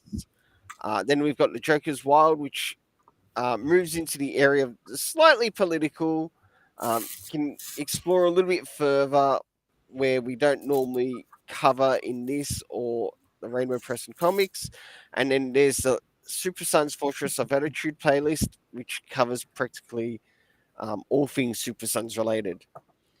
Do stay tuned for this upcoming week as there's more Super Sons content coming out on this countdown of the Super Sons coming out in October. Yeah. I won't let you know what will be coming out. I'll let you look forward to paying attention what comes out on the channel, and you'll see things go up as a bit of a premiere for this upcoming week. After the next comic hall related thing shows up on the channel, I'll be sure to set up the Super Sons related stuff to premiere that week so you can watch it and check it out for yourself. Also, I'm going to New York Comic Con this year. Yep. Yay. So, Oh yes, and about yes, and let's not forget. Don't forget to pick up Batman and Superman Batman and Superman Battle of the Super Sons. When yeah. Hopefully that movie sells well. Maybe, just maybe, you send a message that we get Young Junkie back to normal. Yep. Hopefully. Quite a bit. Well, got a little hopes and prayers. Yep. Yep. All right then. We'll see you next time. Bye. Thanks for having And me. we'll see you again at Super Sons Fortress of Attitude. Yep. Bye.